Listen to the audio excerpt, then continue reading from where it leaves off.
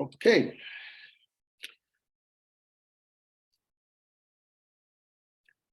Okay, so good evening and welcome, ladies and gentlemen, to this deliberation about the promotion of reading culture in Nigeria. As I said, this is the first edition of the deliberation, and from now it's going to be a quarterly gathering to enable us to discuss the state of reading culture in Nigeria, then to measure whatever progress we might have achieved. We as an organization, which is Literary Renaissance Foundation, and then we as also stakeholders, those of you that are participating in this event today, to be able to measure what progress have we made individually, systemically, and then as an organization in promoting reading culture in Nigeria. In the course of our deliberation, we examined 3 options, and through these options, we hope that through either a combination of all of them or exploration of one of them or 2 of them, or maybe even something that we didn't even discuss about, when we now, you guys start to talk, we can be able to see, okay, these are the issues, these are the policy options that we can deploy to promote reading culture in Nigeria. We also consider the advantages and disadvantages of each of these options. So talking about our participation, I believe all of us, if you are with me, on Zoom, you have this function where you can raise your hand. If you need to raise your hand to ask any questions, you will see it under reactions. And the reactions box shows you, the different options that there are. You want to raise your hand, you want to give a thumbs up, you can do that physically as we're talking, so that we can see your video, or you can also click on the in the Zoom function to indicate either way how you want it to be done. So I believe every one of us has been served the discussion guide before now to enable us to read ahead of the discussion tonight. And during our discourse, each of you will be required to share your personal experiences as much as you are comfortable with sharing them. Then we'll also discuss the 3 policy options in our guide, which we will now talk in detail for you to hear your view about them, what you think, and what you think about each of them, the advantages, the action, and then the trade-offs or the drawbacks for each of those policy options and the attendant action drawbacks for each of them. So my name is Babatunde Oladele, and I'll be facilitating the first part of this session. With me here is Dotun, who will be our first note taker for this session. He's also in Clinton School here.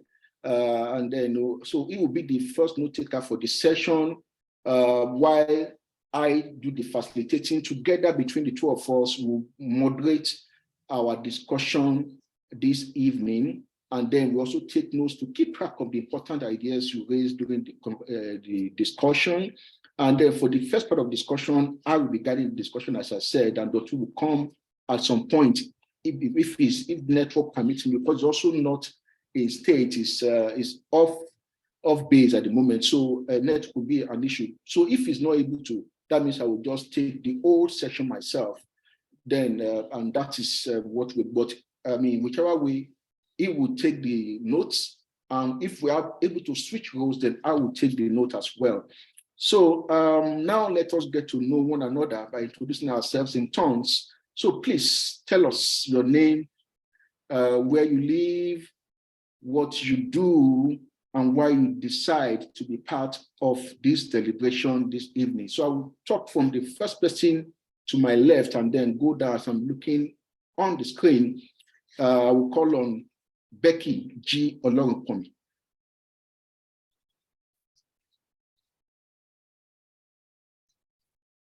Becky G. Olorunkomi, can you hear me, please?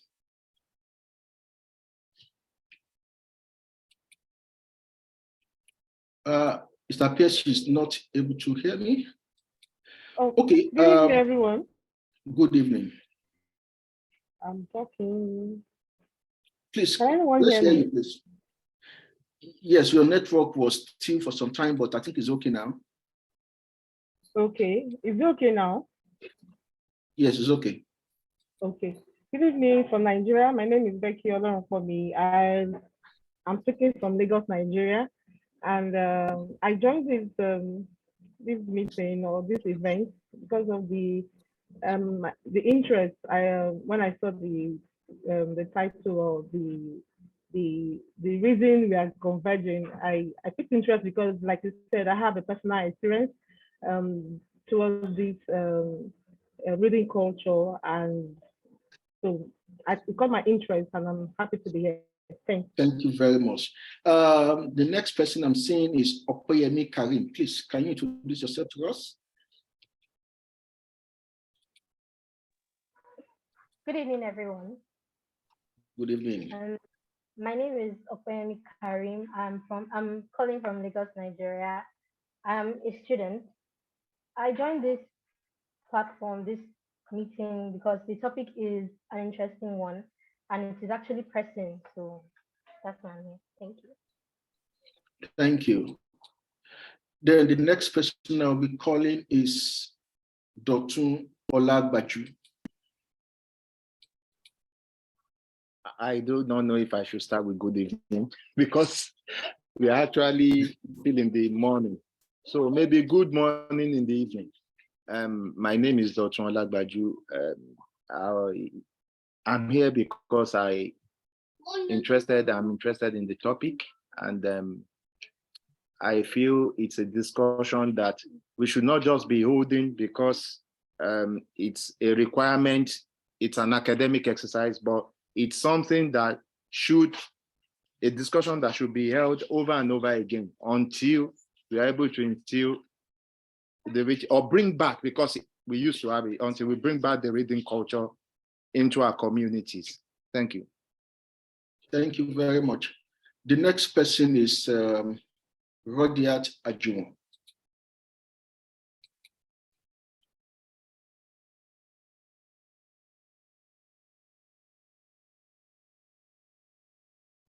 The network is not so fantastic.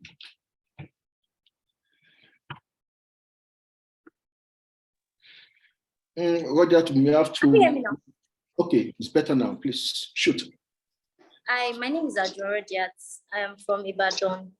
I'm a copper, and the reason why I'm interested in the topic is to improve my own reading habits. Thank you.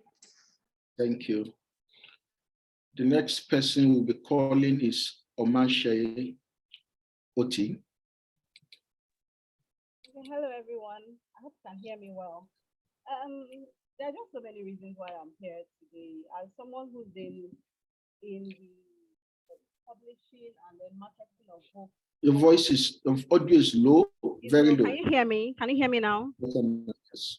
Okay, so as someone who's been involved in publishing and marketing books, as someone who is currently working in a foundation where our primary focus is education, and then I think also as a mother with young children, it's a very important topic. It's one that, like Dr. rightly said, should be a front burner issue. So that's a couple of reasons why I'm here today. Thank you. The next person is Mariam Fatai.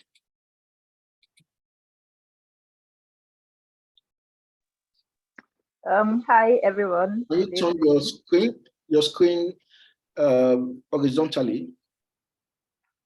Okay. I just hear. Oh, great, fantastic. Yeah. Okay. So good evening, everyone. My name is Mariam. I'm a student, and I'm joining this meeting because the topic is a topic I can relate well with as a student.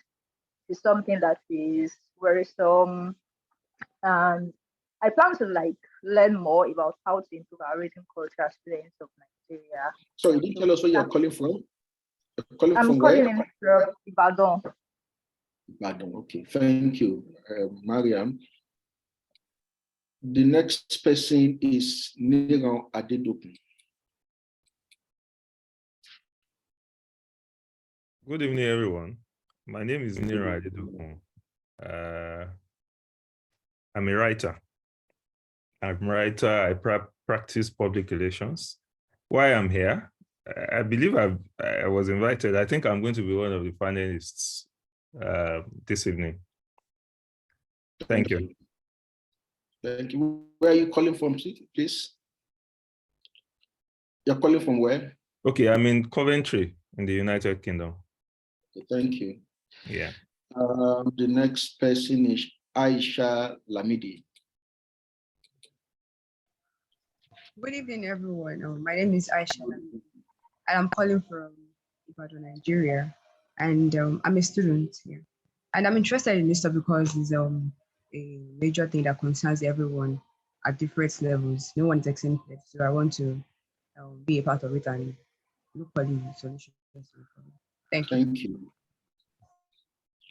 The next person is Edith Ayede.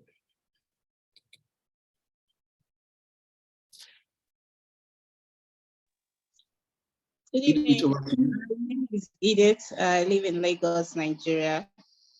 I'm an author and a real estate practitioner. I'm interested in the topic because I feel like it's a conversation that we should have more often, and especially as it concerns our children. And so I want to see how that topic goes in that aspect. Thank you. Thank you, Edith. The next person is Kamal. Sorry, if you don't see your face, we can't. Kamal, can you show your video? Otherwise, Good evening, good morning, good afternoon, anywhere you are in the part of the world. My name is Kamal. I'm a school administrator and I'm also an author. I've been seeing the notification from this organization for a while now, and I've always been wishing to be part of the program. So I'm glad to be here today to be part of this discussion. And what really interests me is the fact that we're talking about reading culture, we're talking about literacy. And as someone who is a school administrator, I believe this is very, very important to me. So that's why I'm here. Thank you. Thank you, Kamal. Next is Mary. Can you introduce yourself? If possible, show your video, otherwise we'll pass.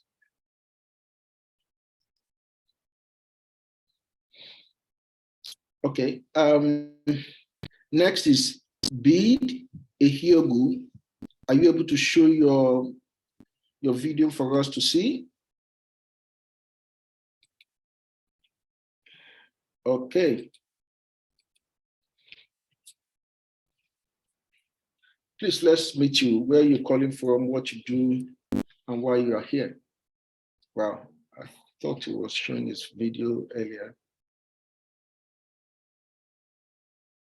Okay, okay, oh, yes. Okay, please, let's meet you.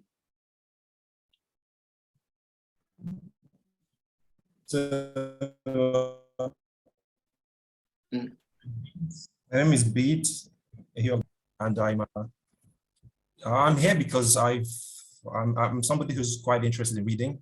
It's a very important thing for me, and in any conversation concerning reading, I would always love to be there.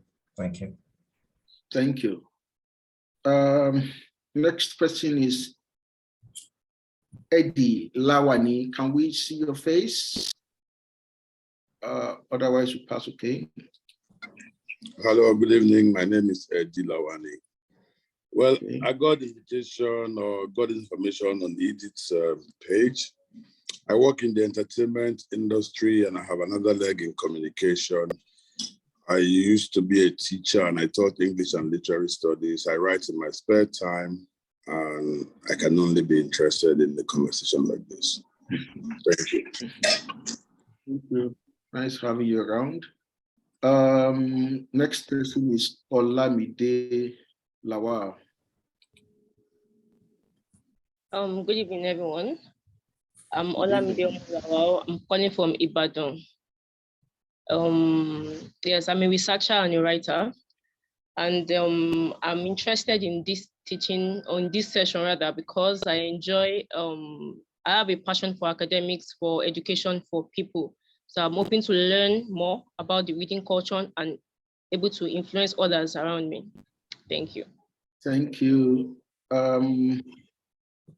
Lastly, but not definitely not the least, okay, is Agnes Audu. Agnes, if you're able to show yourself, then we'll recognize you. Okay, good evening, everyone. My name is Agnes Audu. I am a lawyer by profession. I am also studying intellectual property and innovation law in the UK. I don't know so much about the training, but I was invited to join, and I know it's about reading, and reading is all I do basically. So that's why I'm here. Thank you very much. Thank you for joining us. I think in the course of while Agnes was talking, we have somebody also joined us, Lokman Babatunde. Lokman, if you can talk, we need to see your face. Can you introduce yourself to us, your name, what you do, where you're calling from, and why you are here?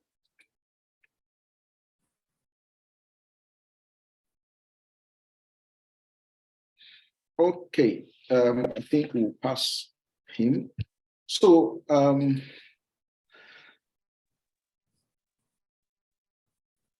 so now that we've introduced ourselves, and we get to, I mean, at least we see, stamp some faces to the names, we are going to do some ground rules for our discussion today. Very important. The ground rules are shown on the page 12 of the issue guide that was shared with us. Let me share that. Ground rule on page 12 of the issue guide.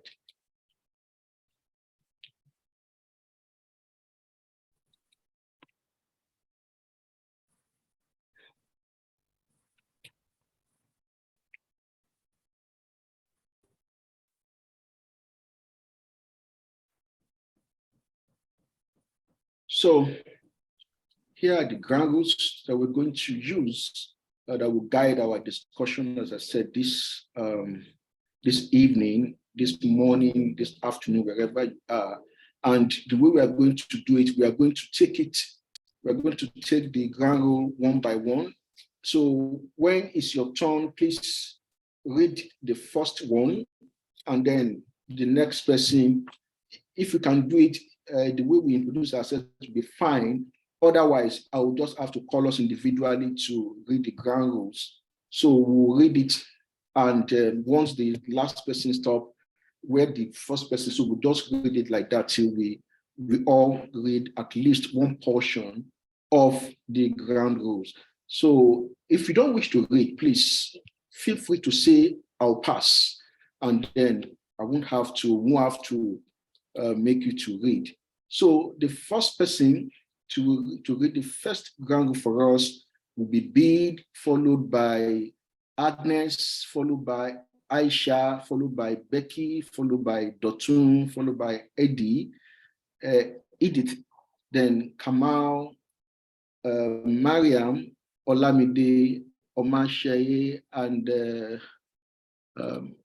Opayemi, and Rodiat, and Niron, Olamide, Omashaye, Opayemi, and Rodiat.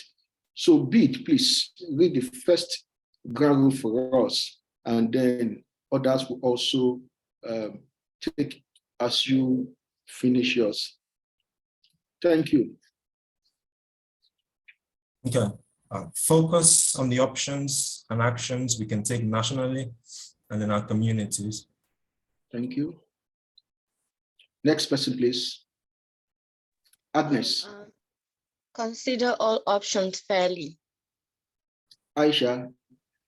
Listening is just as important as speaking. Becky.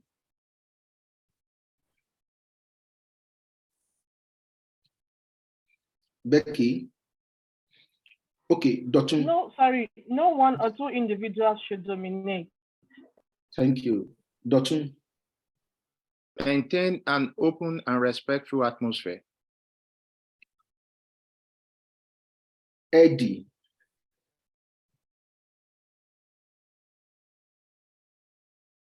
Eddie, will you pass?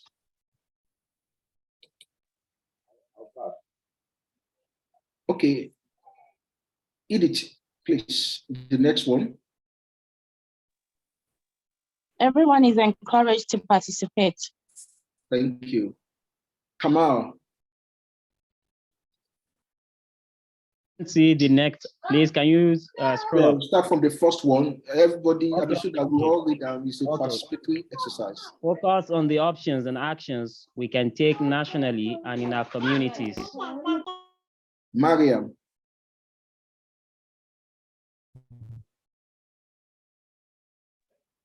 Mariam. Consider all options fairly. Thank you. Niron.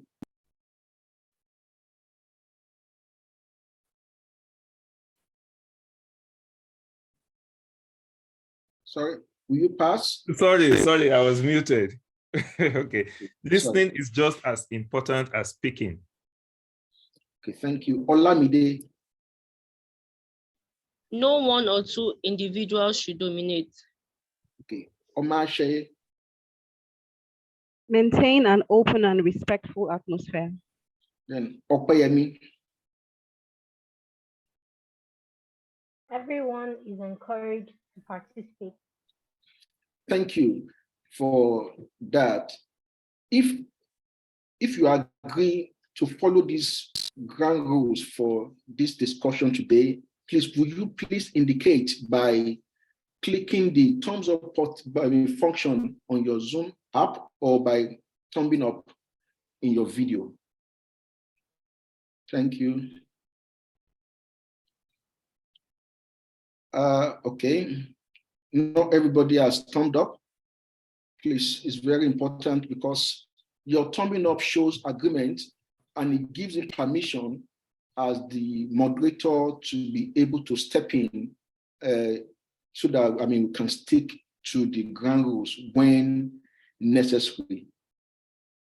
So now that we have the issue guide, thank you once again. We're going to start from the background information in the issue guide. That's on page 1. I will scroll up for the purpose of those who don't have it sent to them.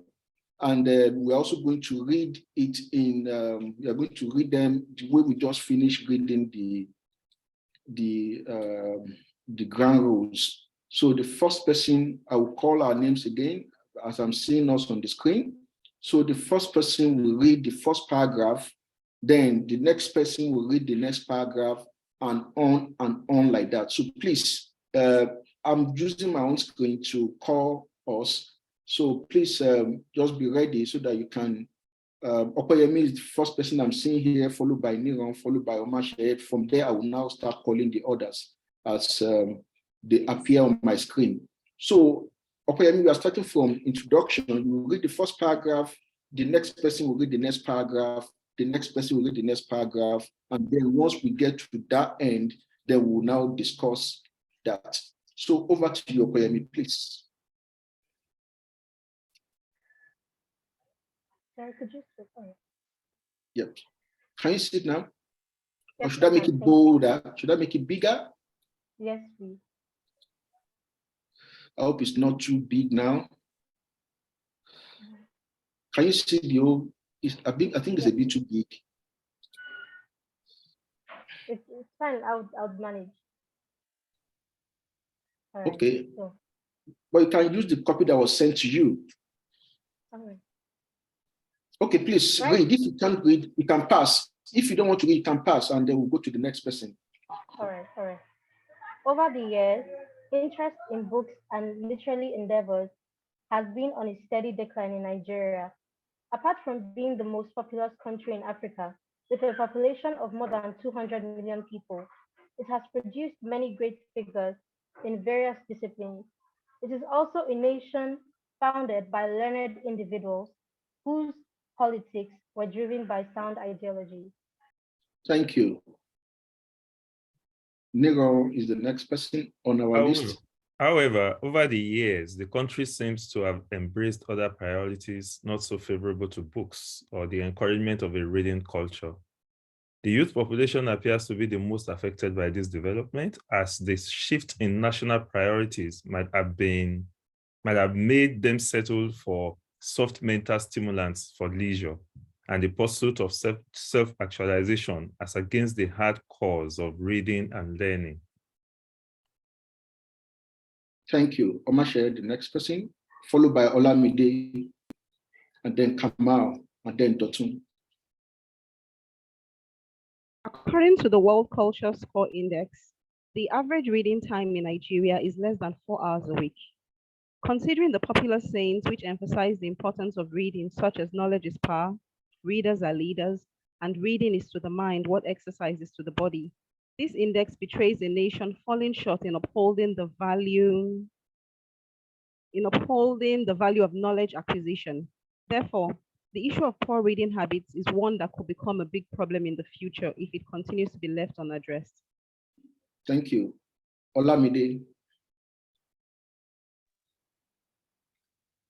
Of more concern are also recent statistics from the country's Commission for Mass Literacy, Adult and Non-Formal Education, which states that about 38% of the population is non-literate, while 4 in every 10 elementary school children cannot read for comprehension.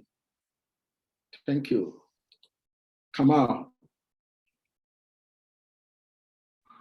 Further, UNESCO in a recent release reveals that there are more than 20 million out-of-school children in Nigeria, a number that represents about 50% of the 40.8 million population of school-age children in the country. Thank you. Dotun, followed by Bede, and then Edith, and then Becky. Over the years, scholars have conducted studies to examine the phenomenon of poor reading culture among the Nigerian populace, with a particular focus on the youth and school children. Some attribute the cause of poor reading culture in the country to harsh economic realities. Thank you. Bede. Kamal, sorry. Is it Kamal or Bede? Sorry. Others have also listed the following as part of the reasons interest in reading is on a downward spiral.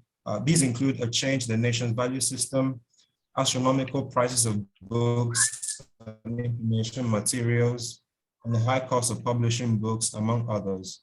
No wonder the National Bureau of Statistics in its latest report details a consistent decline in the number of candidates that obtained a minimum of 5 credits in the WASC exams across the 36 states of the Federation. Okay, next person. I think that's Becky. From resolving. Resolving this problem requires the development of a series of systematic and structural interventions to first cultivate an interest in reading and then foster healthy reading habits among the citizens over time, starting from children in elementary schools to adults across various life interests. Thank you. Mariam.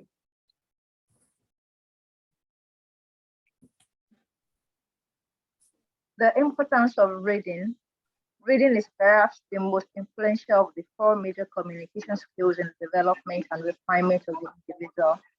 Reading, like listening, is a receptive communication skill that is done by ingesting information into the mind through the means of the eyes, the ears, or the fingers in the case of Braille. There is no gainsaying the fact that the depth of learning one possesses is relative to the amount of reading they have done. The more you read, the better improved, enhanced, and versatile you will become. Little wonder someone rightly said, you will be in 5 years the sum total of the books you read, and the people you are around. Aisha. Few minutes. We cannot talk about. Yes, that. Please continue. Yeah, we cannot talk about reading without mentioning books. Books are the main object in a reading context. A scholar sums up the importance of reading in achieving personal growth and national development. Thus, in as much as education is the backbone of development, the book is the principal element in the educational process. The book is a passport to the world, an indispensable vehicle of science, a storehouse and conveyor of culture and information, and the vital ingredient for development. The importance of books in the development of man and the fulfillment of his potential can never, therefore, be overstressed. Okay, thank you. Edith, have you read? Edith. Sorry, now. Okay, Edie, please let's hear from you. Okay, please go ahead. In agreement with this position, a prominent business philosopher also affirms that reading can make us rich, healthy, happy, powerful, sophisticated, and successful in every aspect of life. On the political outcome front, great leaders of history whose thoughts, words, and actions have vast influence on humankind and who are recorded lasting impacts on national and global landscapes have been established to be devout readers with a healthy appetite for books and learning new ideas. Thank you. Edie, please, can we hear from you? Edie or Eddie? Edie. Oh, is it Eddie? Sorry, please pardon my pronunciation or mispronunciation. Eddie. I'm trying to make it work now.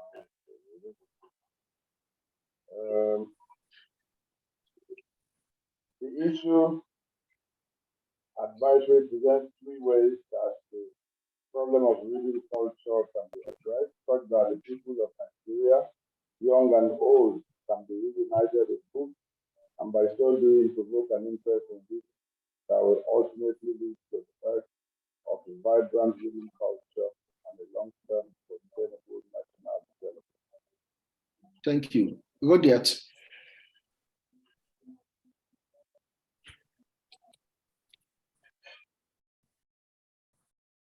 Rodiat.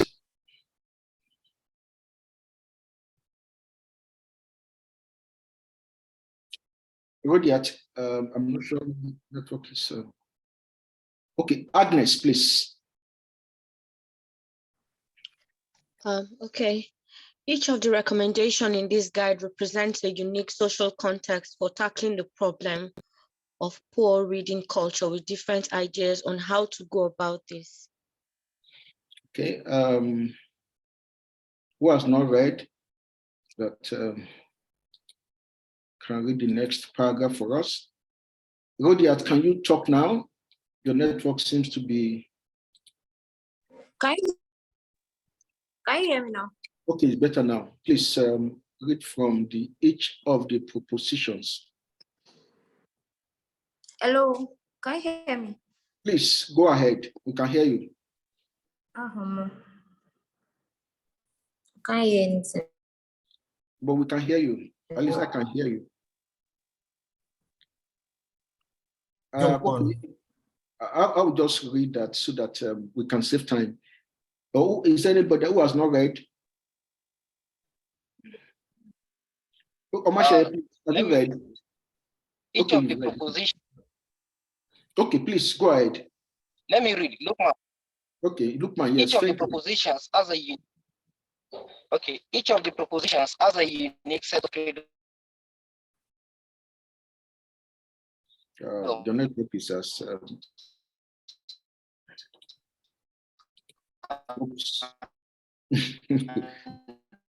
drawbacks that will need to be considered in our deliberation. Nevertheless, it will not. Hello?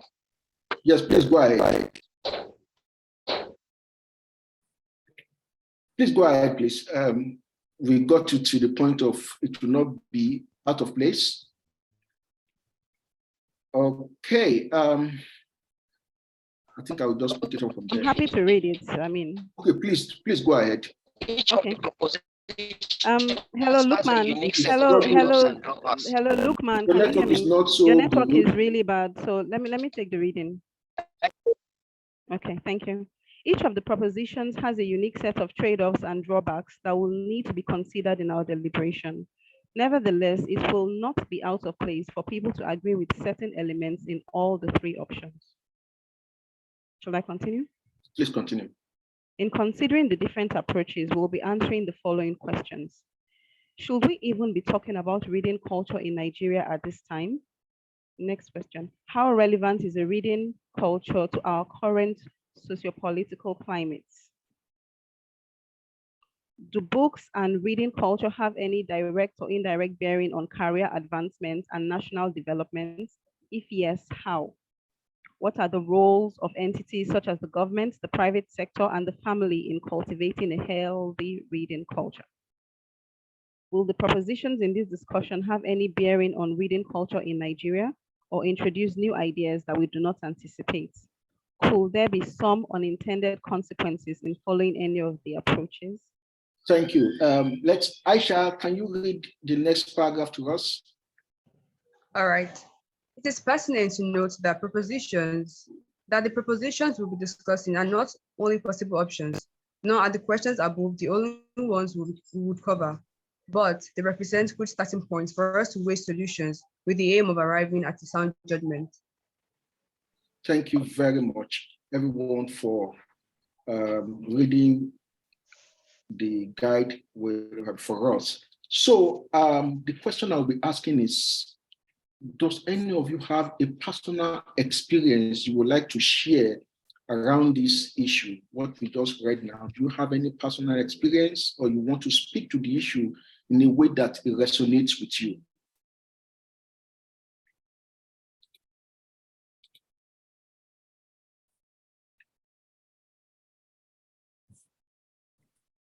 Do you have any personal experience, any story around the issue that we just read now that you would like to share? You feel comfortable to share with us? Okay, thank you, Lukman. Okay, thank you.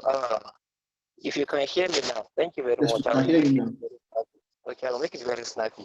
Yes, I am a teacher. I often pose these questions to my students as well about their reluctance to reading. But one day, a lady virtually challenged me in the class that, after all, sir, I do read every day at night before I sleep. I said, what do you read? She said, I read Facebook. So when we are talking about reading, we are supposed to create a kind of a conceptual clarification. What do we really mean by reading? I have a consulting firm, actually online, which our basic USP is to fill the gap of dying reading culture. So we are trying to fill that gap. But along the line, at a point, we noticed that we are not getting enough clients. So we conducted a kind of a mini research, and there are some things that came up. I will not want to go there today.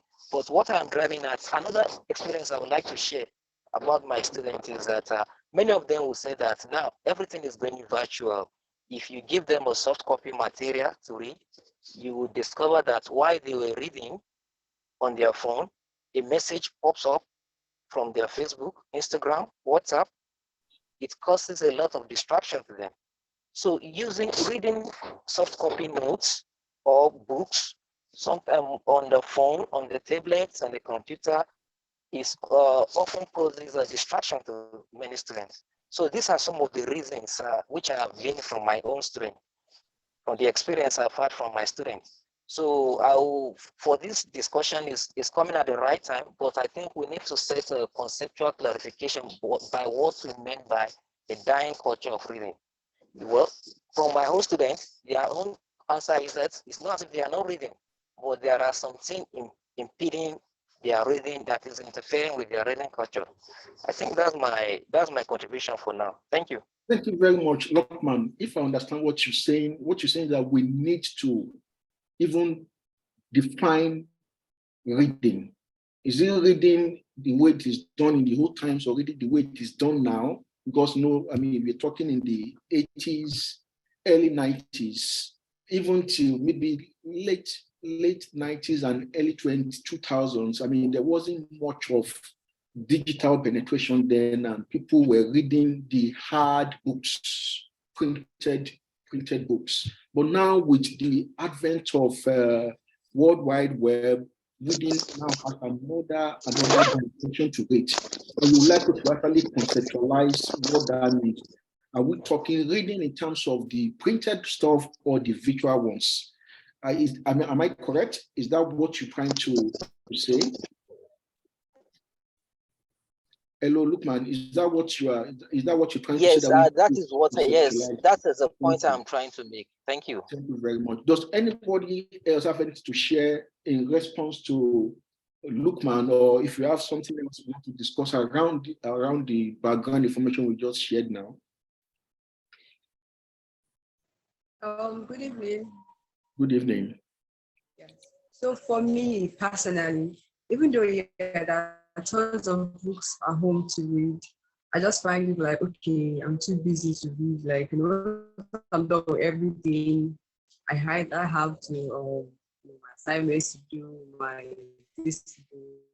Even in school when we had to like read text for tests and all, I just feel like it was like stressful because I felt really write tests and all of that. So I'm like, why is our lecturer making us read this text for a test? So it was like an extra burden kind of for me, like, okay, I'm supposed to just have to be in my own comfortable space and just read for fun, not read under pressure. So I feel like to enjoy reading, you have to be intentional about it because there'll be no time, of course, because you have other things always to.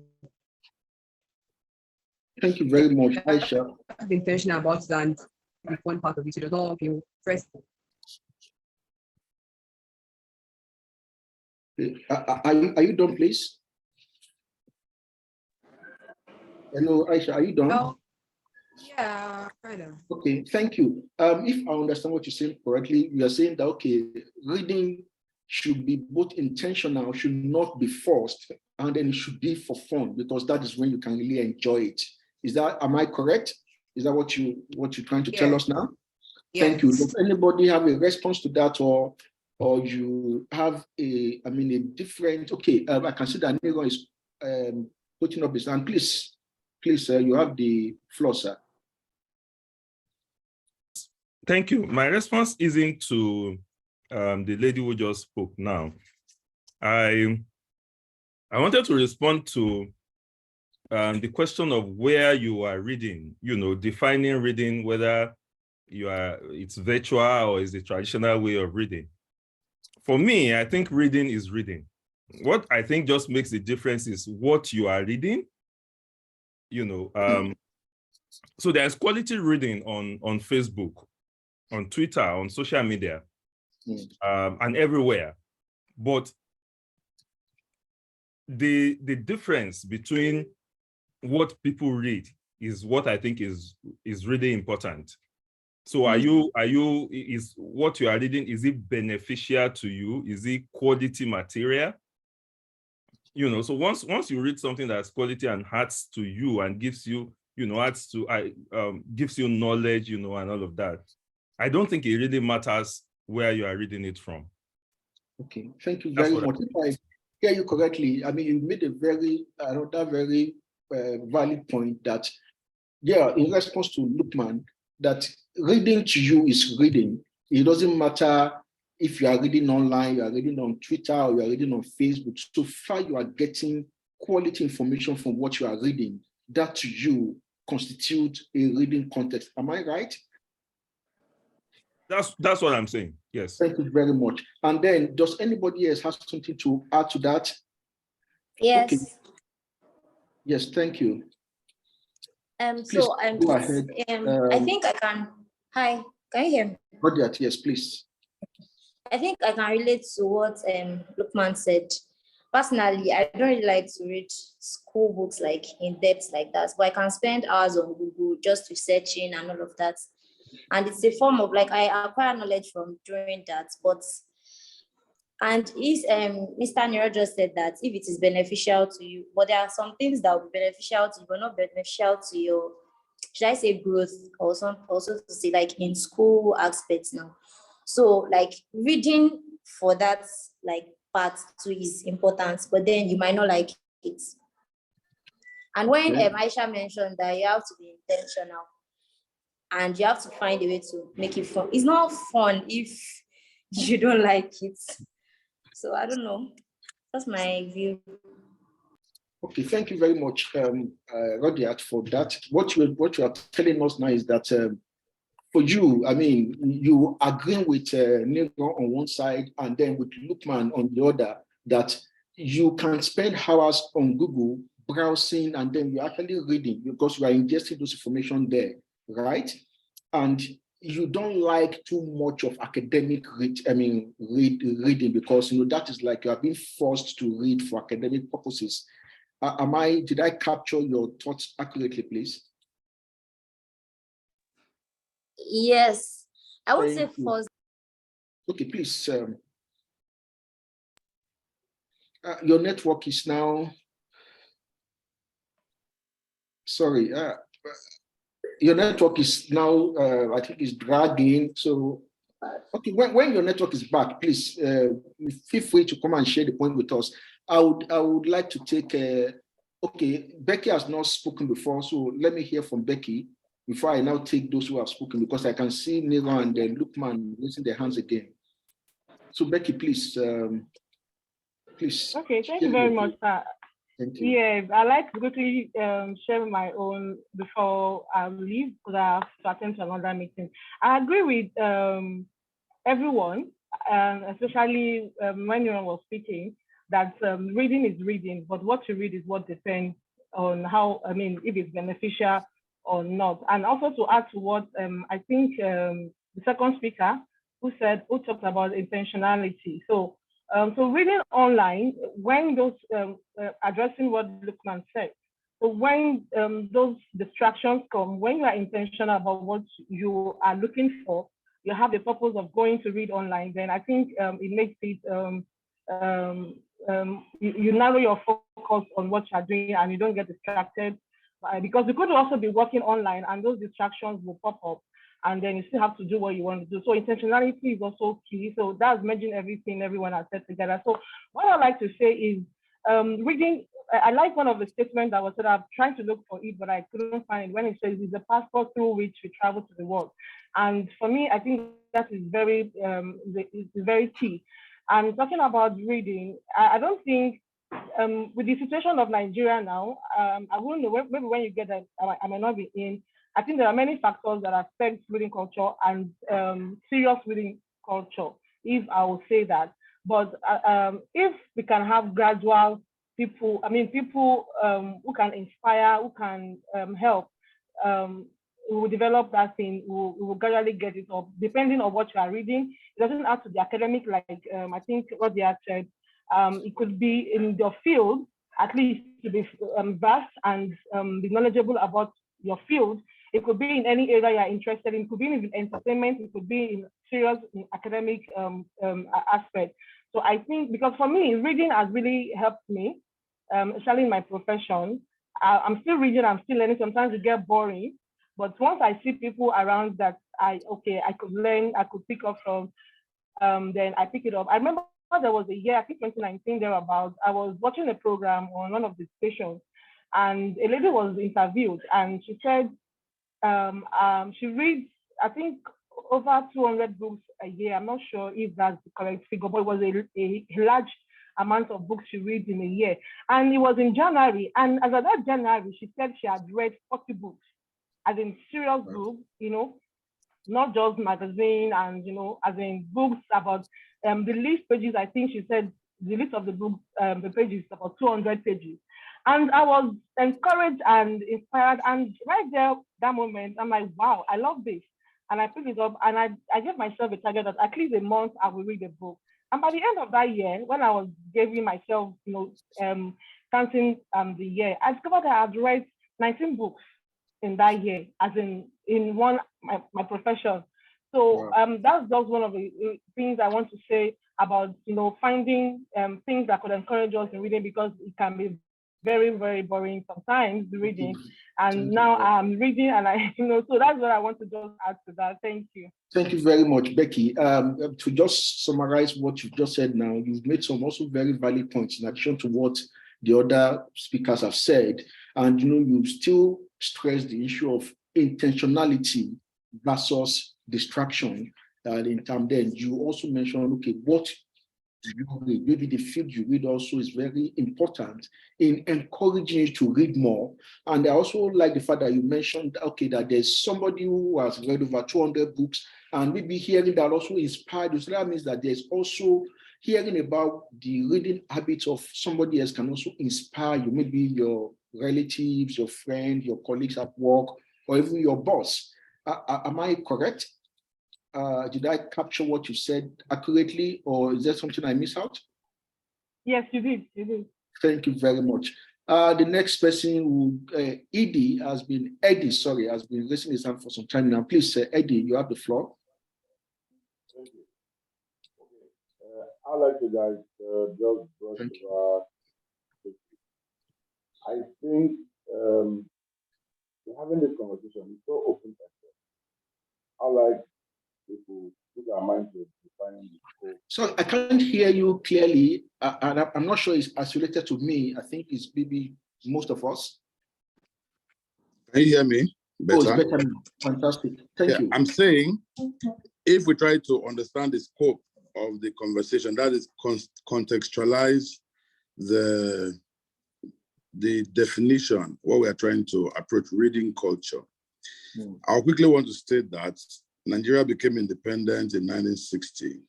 Statistics have shown that there has never been any time when we have ever achieved 40% literacy, 40% of the population.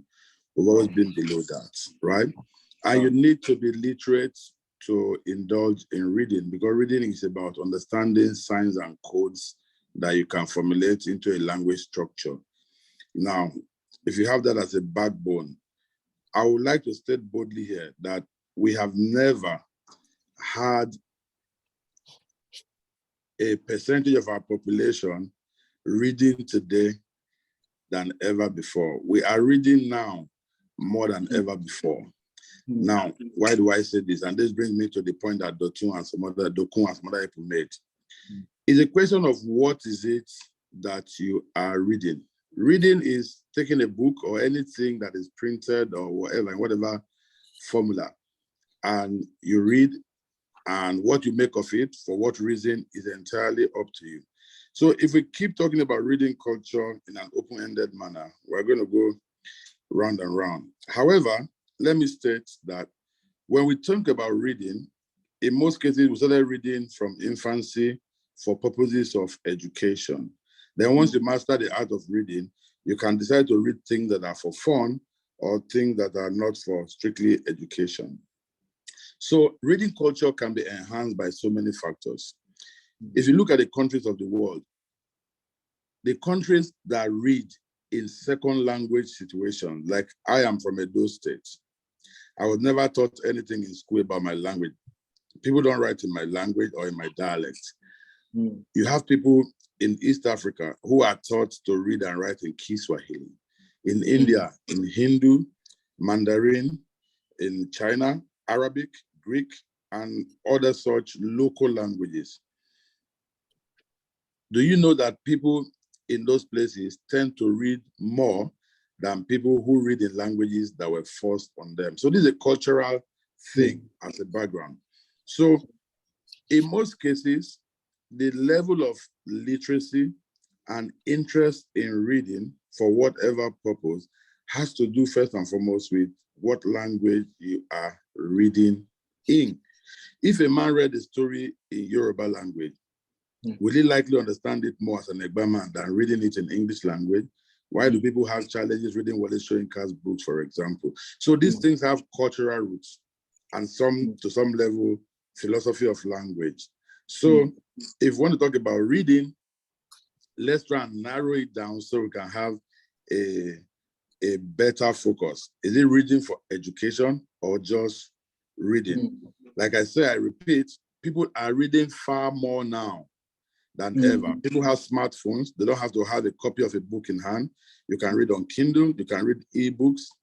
And we're also looking at what are the factors. We have never had media, visual media, as much as we have now than ever before. We have never had it this good. So people can watch a movie, they don't know what language the movie is in, and they're reading subtitles. That is reading.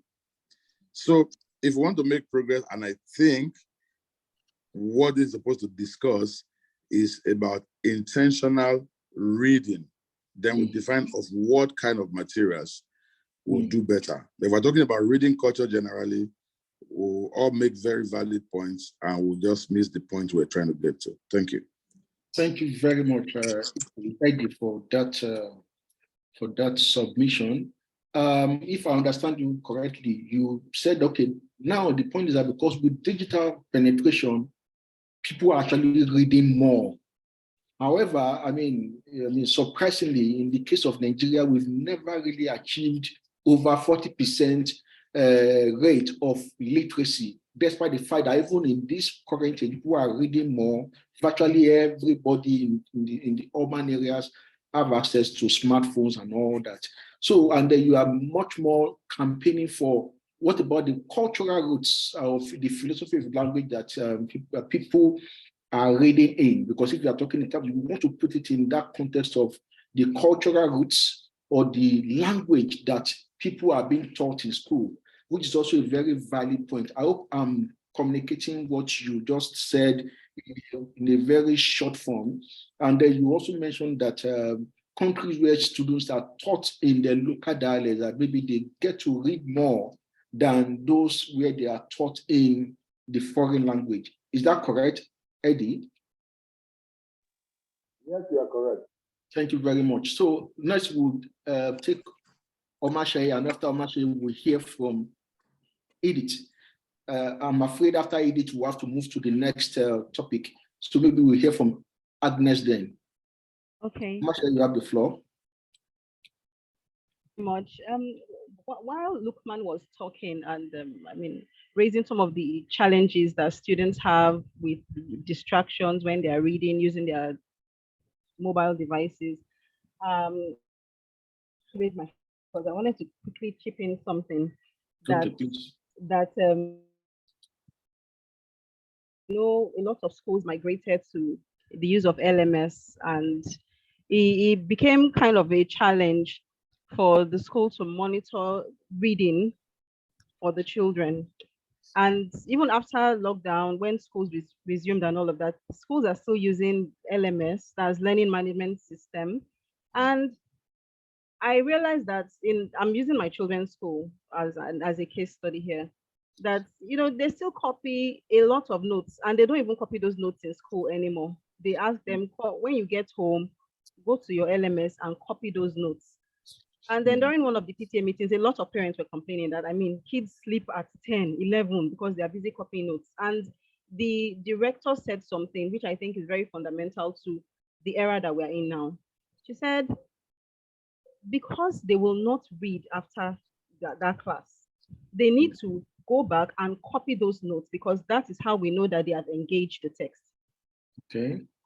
And it made so much sense. I'm talking of that's for academics now, and this is particularly for Lukman.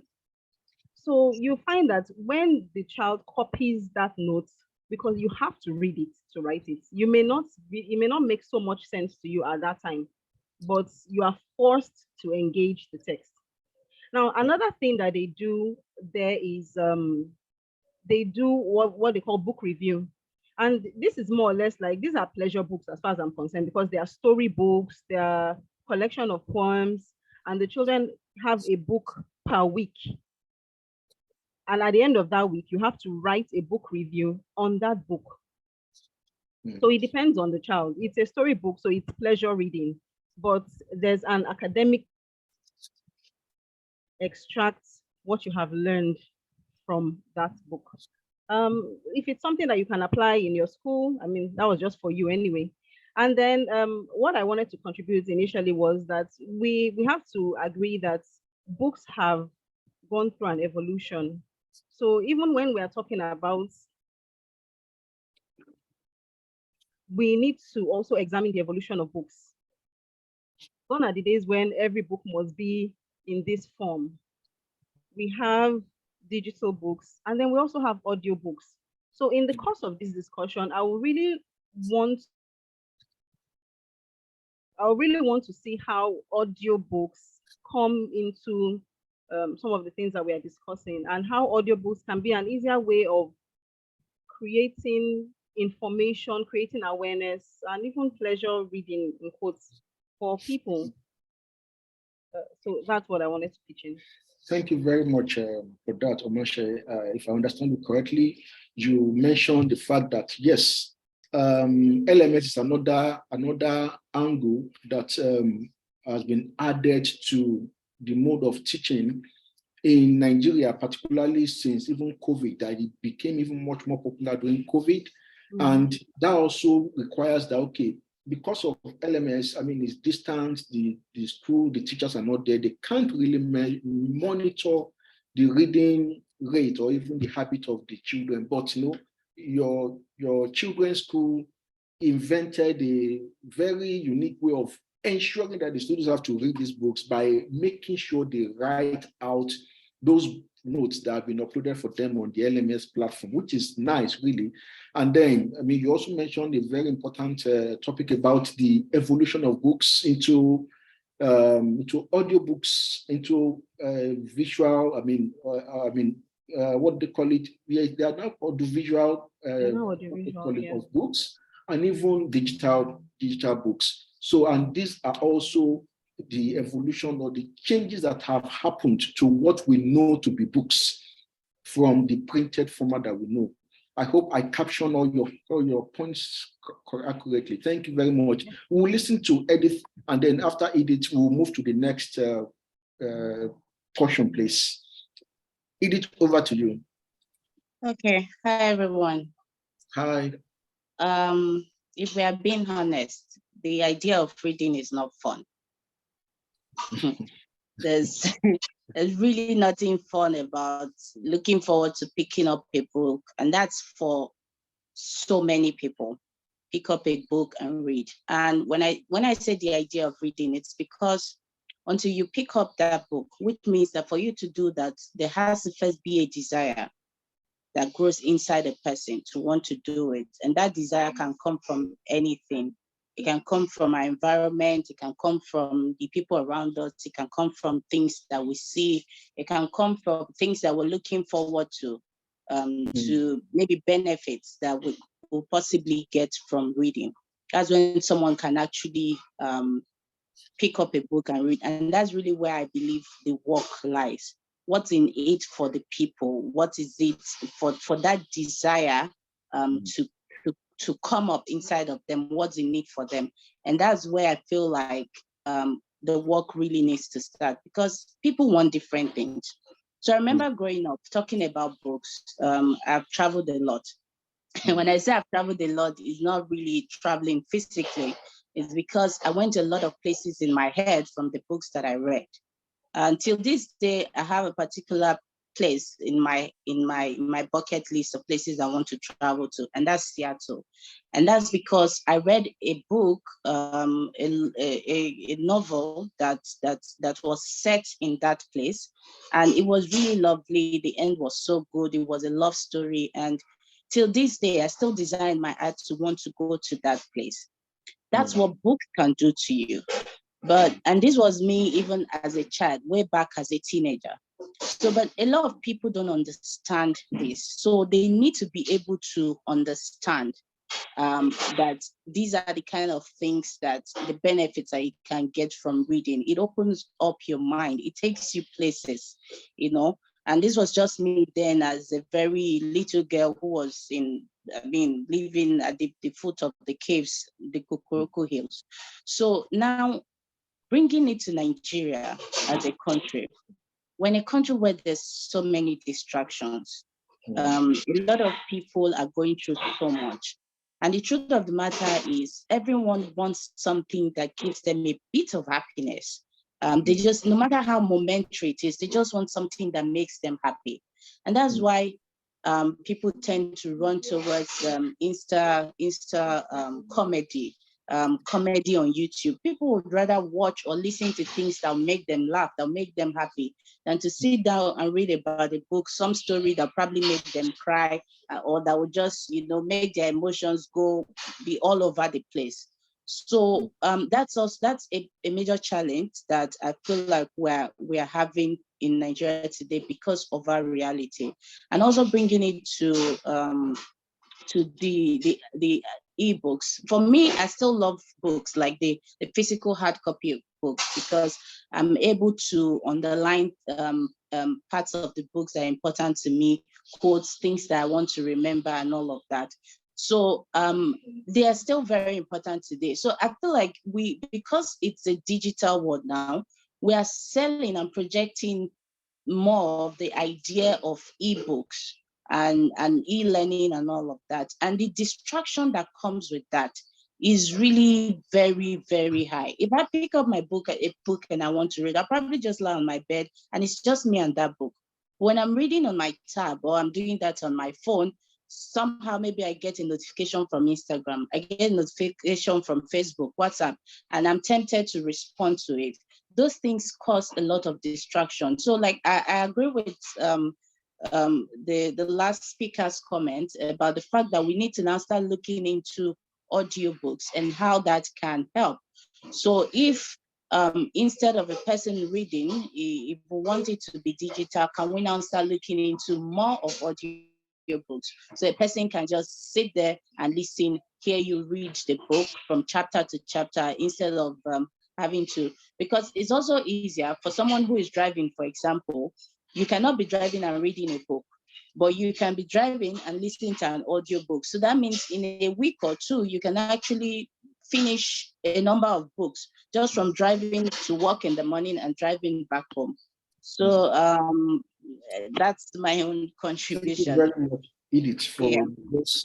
I mean, if I get you correctly, you said that you started by, okay, reading is not fun for anyone, even though I think somebody dropped a message that it's fun for some people, but I mean, and you agree with, I think it's Rodiat and Aisha that also mentioned that earlier, that because they are students, it's not as if it's that fun, because they are just being mandated to read because they have to pass. They need to get the good grades. That's why they read. And Omashe also mentioned that okay, for even the children, I mean, in the school that are now being taught through the LMS system, it's not so easy to monitor the reading rate. So that's why the school has to now enforce that they still go with hard writing. And you also mentioned the fact that, yes, it's because we have not so fantastic realities in Nigeria. That's why people want to be happy and they would rather go to Instagram and Facebook to read all those short and fun stuff that will just keep them high and help them to forget some of the issues, infrastructural deficiencies, and all the manners of things that we grapple with as Nigerians. And so it's also very, I mean, you also make a very good point about the format of reading, and talking about audiobooks that even, I mean, when you are riding to work or riding back home, or you are going for any social event, you can put in your audiobook and read, and before you know it, you can even finish a book, maybe during the ride because of traffic and all that, which is also another thing that Omashe mentioned, that audiobooks are some of the things that have come to the book discussion that we are having these days, because we have various formats. I believe I listed all your arguments accurately. Please, if there's anything I miss out, please let me know. Edith. Yeah, that's about it. Just that those other people, I didn't say everyone. It's not fun for everyone, except for a lot of people. Reading is not fun. It's not fun. Thank you very much for that, Edith. I'm afraid that's all we can take for this particular session of our discussion. At this moment, I would like Dothun, if he can share his notes with us. If there's, Dothun, do you take any notes while we're having the discussion, or? Hi, Dothun. Okay. Hello, I just okay, yeah, pasted it in the comment section. Yeah. in the comments, you can see the notes that. And please, I just want to take this excuse. I already sent you a message. Okay, I'm supposed to be somewhere. So I'm supposed to be somewhere. They've been waiting for me. So you could see me leave any moment from now. Okay, no problem. Yeah, thank you. It's been a very good discussion. Okay, so to the notes that Dotun has taken while we were having this discussion, he's talking about the conceptualization of the conceptualization of reading itself. I mean, as in how we define reading. I think it's Lockman that raised that point that okay, we need to actually even contextualize or conceptualize reading. What is it? Is it the hard books or is it the soft books that we are talking about? And then, I mean, there's also the theme of being intentional about reading. Reading should be for fun. And, another concern about the content of what is being read, which is also one of the themes that actually ran in our discussion. And a number of us mentioned that what are the content we are reading? Are we reading the soft stuff or we are reading the hard ones? The students don't like to read except because they are reading just to pass exams. But if it's a fun stuff, Rodiat mentioned, I can solve on Google for hours. But if it's my academic books, I may be struggling to even maybe do it for 1, 2, 3 hours. And the content of reading also matters a lot. That's from our discussion.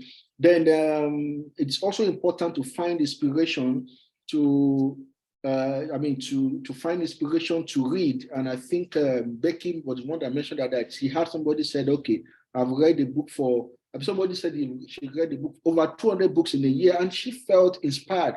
Why, if she can do it, I'm a lady too, I can do the same. And then she said that in that January, she's already read even much more than she would have read normally. And that is, we can draw inspiration from others' reading habits. Then I think I omitted the fourth point about reading should not only be beneficial, it should also be fun. And that is a thing that keeps recurring, the fun in reading to encourage us to read more. I think Eddie was what I talked about, the cultural root of language, which will also be like a fulcrum or an inspiration to even read more. And that cultural root will determine the level of literacy and the language choice that the students are taught in the class. He was using his own example. He's an Edo man who schooled in Edo State, and then because Nigeria, there's these 3 major languages, Yoruba, Hausa, Igbo. So those are the ones that are taught in school. Students are not taught Ido, for instance. Even you consider even all these major languages, they have dialects, and students are not taught all those dialects and all that, because how many teachers would then have to employ to teach all the individual dialects represented in a class? Yet, he made a very important point that in countries where they teach the students in their local dialect, they actually even read more because they can relate to, what they are reading with their worldview. And he mentioned, okay, students who are maybe in South Africa, where they teach children in Swahili, in Zulu, they tend to read more, unlike Nigeria, that we've always had this underperforming rate of literacy, that our reading, our literacy level has been under 40%. Then this the 6th point is the one talking about the schools, how they can be strategic in helping students to read through book review or by posting notes for people to copy using the LMS system. And then the 7th point is about the evolution of books, the different formats and stages that books have passed through as we used to know it to the way it is now being presented to us.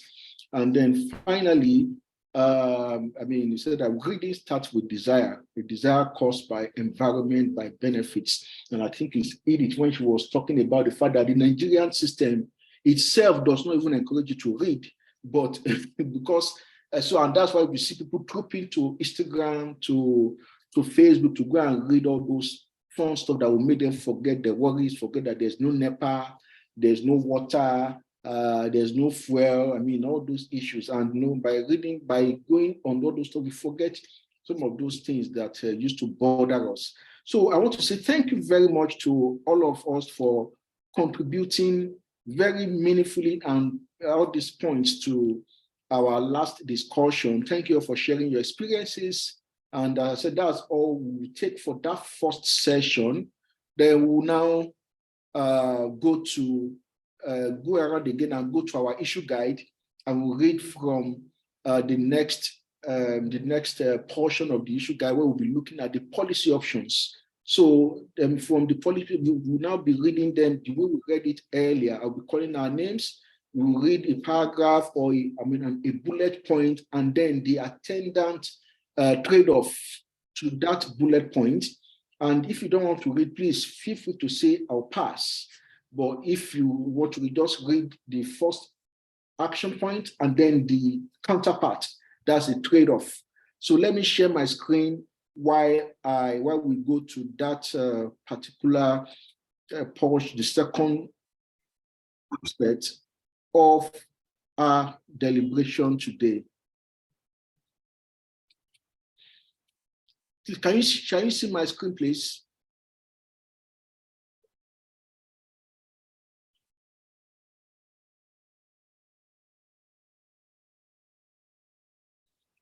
Can you see my screen, please? Let me know once you can see. Yes. Yes, I can see your screen, sir. Okay, so we would also start the way I'm seeing us on the screen. You read the first paragraph, the next person will read the next one, till we get to the policy options, and then we'll discuss those the way we just finished discussing the background information. And the first person I'm seeing on my screen is Edith, followed by Omashe, followed by Eddie, and then Okoyebi. So I think then Aisha. So we'll take you in that order. Then, because the screen keeps changing, so would also call others as they come on my screen. So please, Edith, please, you mind reading this next paragraph for us? Please, if you don't feel comfortable to read, just say I'll pass and we'll move to the next person. Thank you. Okay. Option 1, reading at home. Having dedicated schedules for reading as a family is arguably the most effective way of instilling a reading habit in children from a tender age. This will ensure it becomes part of their daily habits as they grow up.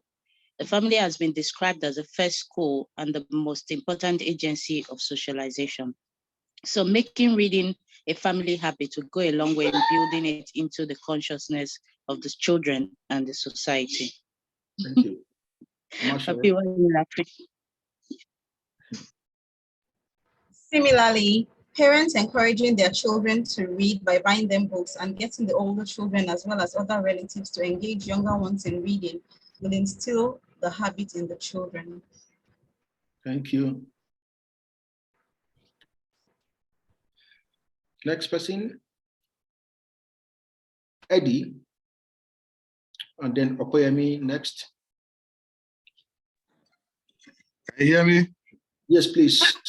We can hear you now. My screen, can someone, Okay. my screen is misbehaving. You can't see the document on your screen? I can see it. Okay, I can see it now. Okay. I have to turn it sideways. In a metropolitan city as Lagos, is that where I'm starting from? Yes, please. From a primary drawback. That's from the heading. A primary drawback. In a metropolitan city such as Lagos and other urban areas in Nigeria where commuters contend with traffic gridlock and several hours on the road to and from work, returning home to engage in reading after a tiring day at work and hours on the road may not be feasible idea for many. In addition, economic hardship may prevent parents from being able to buy the books that would help jumpstart the interest of their children in reading. Thank you. Okoyemi, the action and then the drawbacks. Okay, the action. Parents and children should make time to read as a family on certain days and at specific times of the week. The drawback: fatigue of work, stress from traffic, and domestic chores for lower income families may not make this sustainable. Okay, thank you. The next set of people to read, Aisha. I don't know if I'm seeing Dr. Samuel Okere, if you can read, then followed by Niro, Bid, and Mariam. Aisha, Samuel Okere, Niro, Bid, and Mariam, please. All right. Action. Parents should encourage children to read in their free time rather than watch TV. However, parents may not always be around to enforce that the child reads.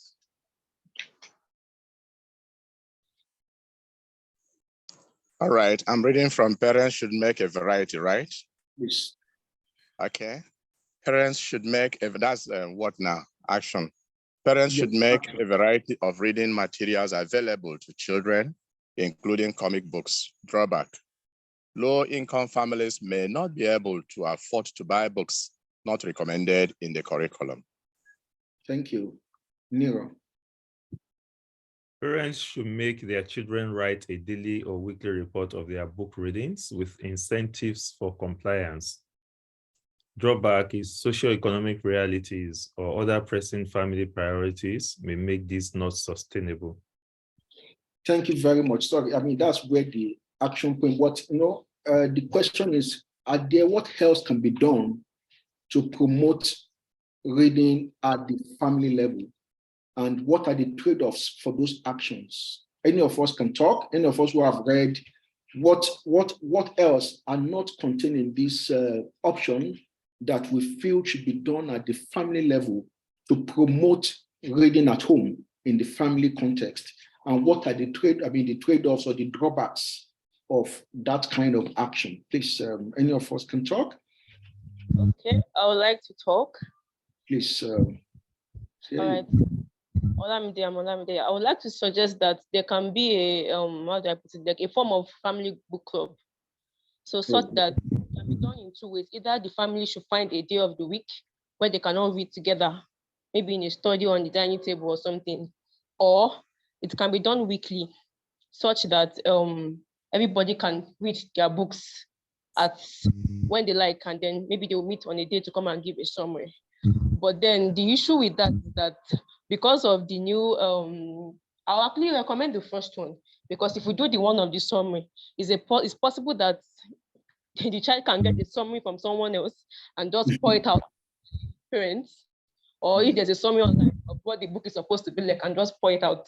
So I can recommend reading together, like with family time, maybe once 1 hour a week or something, where the family reads together and then they can discuss together, rather than going and coming with their different ideas. Thank you. Thank you very much for that, Olamide. So if I get you correctly, you said that we can have like a family book club in the home where parents, children, and other members of the family come together to read at a certain time, and and then they have to do a review of what they've read. And then the drawback to that is that it's easy for students who are not so hardworking to go and copy, because there are so many book reviews out there that they can just copy and pass as their own. So that's the drawback. Did I get you correctly? Yes. Okay, thank you. Any other action that can be done at the family level that we did not mention? Please feel free to share with us. All right, I'd like to add here. Thank you. Am I being heard? Yes, please. Yeah. First of all, I enjoy everything that is happening. I'm a newcomer here, and thank you for welcoming me. I didn't know whether this has been discussed earlier. The idea that the last speaker brought up about family book club is very, very, very good. I want to continue from there. We can also bring in incentives, especially if you have very young children in the family. You can bring in incentives of giving prizes, not necessarily this is the winner or this is the loser, but that everyone gets a prize, gets a commendation for what he or she has read and summarized with the family. Thank you very much, Dr. Samuel, for that. I can see that some people are raising their hand. Aisha, please go first. After you, you hear from Okoyemi Karim and then Eddie. But if I may summarize what Dr. Samuel just mentioned to us, is that okay? Well, I mean, just still taking up from where Okoyemi or Olamide dropped off. That yes, we can have the family book club, but let's also incentivize it to encourage the children and family members to want to participate. And once we add incentives, children will naturally be encouraged to want to, because everybody wants to win something, they will be encouraged to be part of it. And then, but did you, I mean, what about the drawback? Didn't tell us any drawback, Dr. Samuel? What is the drawback to your suggestion? Okay, the drawback may be perhaps the family may not be able to provide material in terms of having money enough to provide for all the incentives. But the incentives can be in different ways. It may not always be money. Even a clapping of hand, you know, is a commendation and all that. Thank you. Okay, thank you very much. So Aisha, let's hear from you, please. Yes, sir. Thank you. So for me, I would say even the parents should be encouraged to read in the house in front of the children, because what you do tends to like get the child tends to like see that okay, my dad keeps reading this particular book and ask, oh, what are you reading? Oh, I'm quite interested in what you're reading. And from there, if you tell them stories from the book you read, and you ask them, oh, you need to read this book, I would like to like hear one story tomorrow. It's like make them interested in reading a particular piece or something. Aside from learning more, they gradually get built into reading the books too, from seeing what their parents are doing and from the approach the parents give to the books too. So that's this one. Thank you very much. The drawback, okay, please. The drawback. The drawback to that might be that even, well, some people might not necessarily be interested. Even seeing, there are different things that are fun to different people. Even children, they might feel like, okay, the book is just boring. Daddy just finds this interesting. I don't know what he sees in the book. That's like one thing that might be a drawback to that particular point.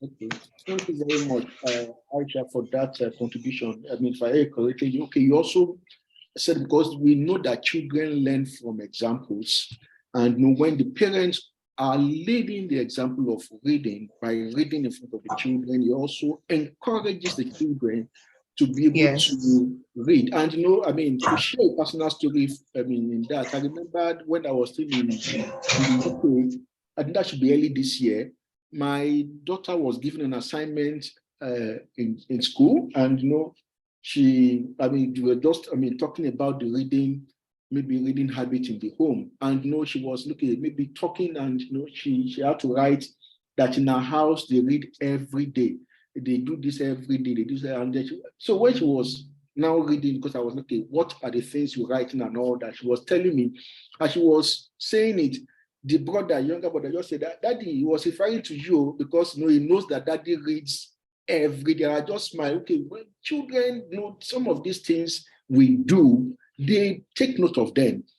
And we are like the first model they see before they start to explore the outer world, and they see, okay, the way the parents live, the way the parents do things, and that on its own just stamps an image on their mind, and they know that, okay, that's the way to do things, and they can. So I believe that's what you're saying. But the drawback that you also add is very interesting, because yes, because of the many distractions of technology, it may not be so, the children may not even have that interest in reading. They will rather still maybe WhatsApp, Facebook, Instagram, or TikTok and other ones than doing the reading. So even the parents are reading, the children may still not naturally pick up the interest in reading until maybe it's sustained over time. I hope I get you correctly. Did I capture your point accurately, Aisha?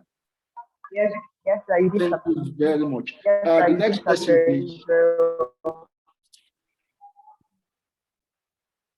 The next person. Good evening. Good evening. the point Aisha raised was actually what I intended to say, but I do have another one. Okay. Yeah. So the way parents take their children during weekends to amusement parks or to the movies, I feel like if they take their children to the library, it's a way to encourage reading. You know, they should just set out a day to go to the library and read. But then the drawback, first of all, timing.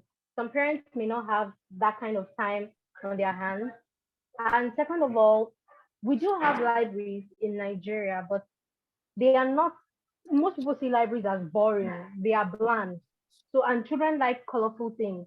So if the library is not attractive to children per se, it doesn't look like where they will have fun because children like to do things that are fun. So that's my point. Okay, thank you very much, Okoyemi. If I get you correctly, you just say, okay, well, parents at times take their children out to parks, to amusement parks, to go and have fun. That maybe they can also adapt that kind of system to reading as well. I mean, let's have fun around books. So maybe we just think of some funny things to do around books, and maybe instead of going to a amusement park this week, we just go to the library to go and have fun there, to go and read as a family. Go outside the house and go and explore reading in another context. And then the drawback in that regard is we said, okay, time is also a factor. I believe I got that drawback correctly, because time is also there, and then the libraries themselves are not well stocked with books. So if we are going to the library to go and read, and then we get to the library and we don't see enough books, that on its own can discourage the habit of reading. Did I get you correctly, please? Yes, you did. Thank you very much. Who is the next person, please? The next contributor. Okay. Well, I would like to say something, if you don't mind. I would like to add something again. Please add. Okay. Yes, we are all talking about family engagement, joint reading and all that. I think another thing also about the boring thing may be the choice of the books. I'm an adult. It's like if I have an 11-year-old, probably I also have an 8-year-old. You see that we have about 3 demographics now. Sometimes the parents may lord it over the children without knowing, and they choose books that may not be very appealing to those younger ones. I think that's a drawback. So one thing we can do also is to be flexible and be democratic. Let members of the family make choices of books. You know, we can have a group of books that are chosen by families so that you cater for this reading interest, you also cater for the other reading interest. Thank you. Okay, thank you very much. Eddie, can we hear from you now? So I can summarize what you and okay. I'll go back to the point again that redefining what reading culture should be focused on is very important. We tend to be making very generous assumptions about parents and the roles. If our literacy level is below 40%, as it is today, literacy level, if it's below 40% today, it simply means that out of every 10 children, 6 have parents that are not literate, and 6 of those children are not literate. The chances that a family like your family, you're a literate man, and I believe your wife is literate, the chances that you will have illiterate children who cannot read or write is very slim. Whereas the person who has 7 children in traffic begging, they are children all the same. She cannot read, her husband cannot read. So this equation of taking them to libraries, reading something to them at home, where does it come from? So you're assuming that parents can read so they can encourage their children to read. That's a very wrong assumption. I maintain, since independence, we have never had close to 40% literacy rates. We deceive ourselves. However, the counterpoint, like I said, that we have never had such a large population reading as we have now. It's just a question of what kind of reading are they indulging. But that is just because we're looking at the urban population of people that have access to ICT and smartphones and the likes. So my submission here again would be, we have to go back to the cultural roots. And that has to do with redefining our educational policy and our approach to education from infancy. Sometimes we are discouraged to think in this direction because of how much work it involves. I made mention of my own background, but recently, a group of people came together in my village and they translated the Bible into Etuno language, which is the language spoken by the people of Igara in Edo State.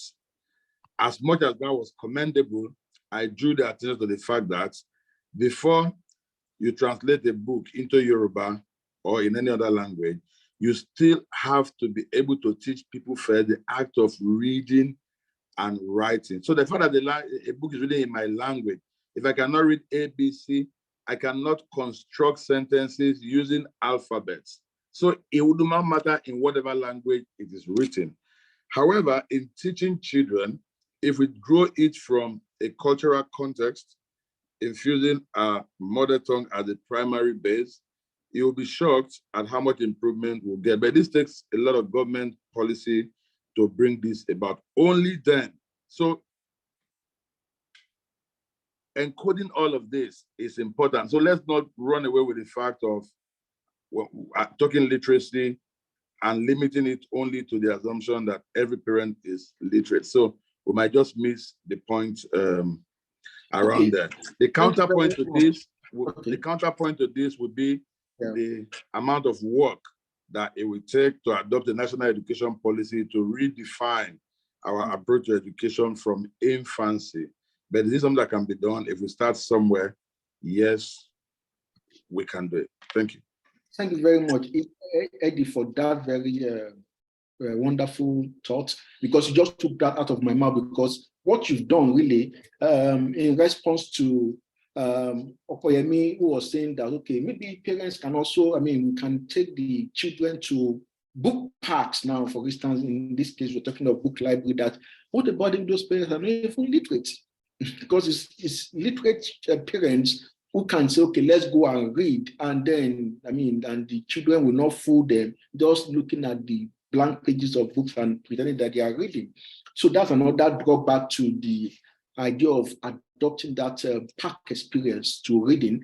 And then you also now added another very valid point, action point, that, okay, we need to redefine the reading, our educational policy, even from infancy to adult age, in such a way that we integrate reading into our curriculum to make us vibrant and healthy readers. And then the drawback to that point is that it's going to take a lot of work. And are we really willing to do that work? And then to Dr. Samuel, who said, okay, we need to spice up the structures of books that the children that we are exposed to read in the house, but then, in spicing it up, who is doing the spicing? Who is determining the spice or the choice of flavor of books that we should read? And that is the drawback. I want to say thank you very much for your very valuable contributions to this first action point. I'm afraid that's all we'll be able to take for the policy option 1. We'll now proceed again to the next policy action, and then we'll also discuss the pros and cons of each of these options. And from the name that I called at the last time, those who have not read before, please, one of you can start while we now hear others, as the case may be. So we are on policy option 2 now. If you've not read before, please, any of you can start while I look for the other names to call. Eddie Lawani, please go ahead. Does that have to do with reading, or is there another question? It says you're raising your hand. Okay. Sorry, that was an error. I forgot to lower my hand. Olamide, please, can you read for us? Or I think Bid has read. Olamide, please read, and then followed by Bid. If you've not read, I believe you've read. If you've not read, please take it next. Then followed by Ikechi and Coin Scribes /FA. Please, let's pick from the option 2, reading in books in schools. Please, you have the floor. While students in schools across all levels, from elementary to tertiary institutions, by rule, engage in reading activities for their grades. To make reading a national culture requires adding new dimensions to the reading process in schools. This means that participatory, collaborative, or competitive reading sessions may need to be structured into the national curriculum from elementary schools to tertiary institutions. Bid. This option will mean incorporating a new but mandatory system of reading to be done at regular intervals in the school schedules. This reading format will also be structured to be engaging to keep the students interested. The option will ensure that apart from reading for academic purposes, students are also able to read for pleasure in a relaxed and collaborative environment.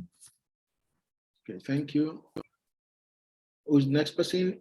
Ikechi, want to read for us from an introduction? Is Ikechi here with us? Okay, I think we will start the Opeyemi Karim, please. Can you take the next? We'll start all over again from beginning. Opeyemi, please, the next paragraph. Okay, an introduction, right? Yes. Okay. An introduction of reading competitions in the schools will also provide incentives to encourage students to read regularly, as well as something interesting for them to look forward to. Yes, Nero, please, can you help us to read the primary drawback to that option? And then Umashe will take it next. And then, yes, thank you. This may involve a major change in the educational system of the country and may require adding a couple of hours to the closing time of schools during the days when the participatory and collaborative reading exercise will be done. Thank you, sir. Olamide.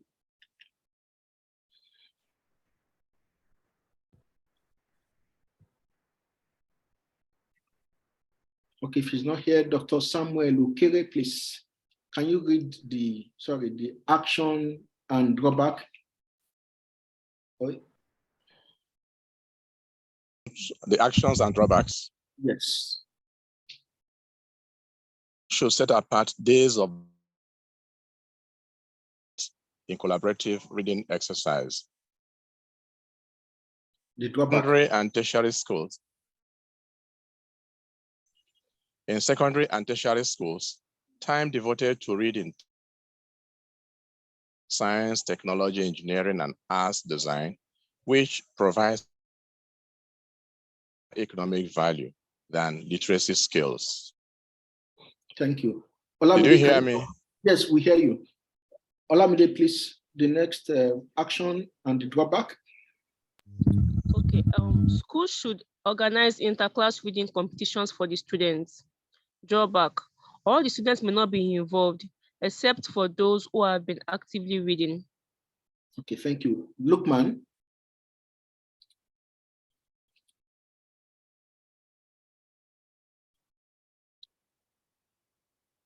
Lukman, can we hear your beat? Please go ahead if Lukman cannot talk. Okay, Lukman, please go ahead. Your network is poor. Sorry, your network is poor. We have to skip you. Sorry, Lukman.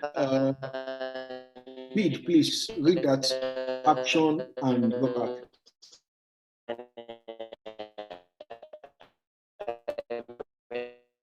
B, please. Local education authorities Yes, please. Local education authorities should organize reading competitions for the schools in their districts. Drawbacks, mostly the best students or the committed ones get to participate, which may alienate other students. Edith, please, can you read the next action point and then the drawback?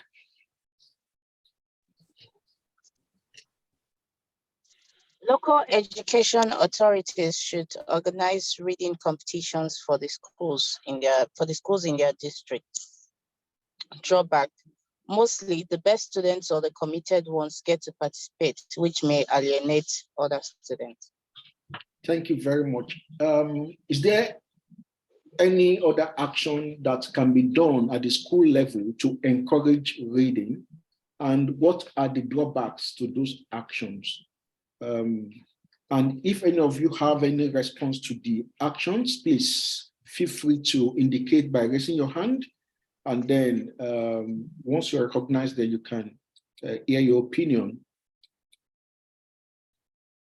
Okay, please, Dr. Samuel Okere. Thank you very much.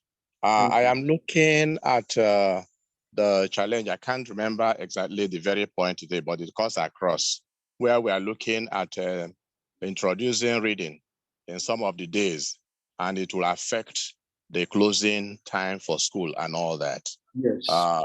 The way I'm looking at it is that if we understand that literacy also is a subject of study, even right at the primary school level, the period of reading becomes a class period in a way, even though we are making it in a relaxed form. Therefore, no subject should take precedence over the other because they are all superior in their own rights. Therefore, that time for reading shouldn't be an extracurricular time. It should be a time built into the curriculum. Therefore, it doesn't affect the closure of schools because it is one of the subjects to be studied that day, even though it is participatory. Thank you. Okay, thank you. So what is the action in that? What is the action point that we need to take at the school level in that? Yes, the action point here is that there need to redesign and redefine what are the subjects for study, the curriculum, so that the reading should not be seen as something extra, but as an integrated part of the program, a redefinition of the school curriculum and the subjects. And by the way, also that at the primary, even secondary level, the pupils and students must not take all the subjects. Subjects can be integrated so that they will have less time for serious mathematics and all that, but incorporate them even into the reading and all sorts. Thank you. Okay, so what are the drawbacks to those 2 points that you just made now? Yeah, the drawback is that, first of all, change. Human beings are not always comfortable with change.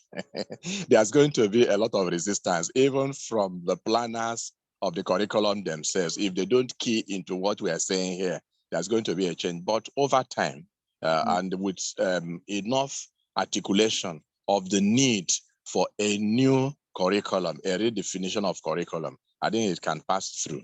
Thank you. Thank you very much for that. So, I mean, if I hear you correctly, you're saying that, well, I mean, at the school level, there's need for us to even redefine the subjects of literacy. If, I mean, we don't even have anything like that, do we redefine it? And then how inclusive should that kind of subject be?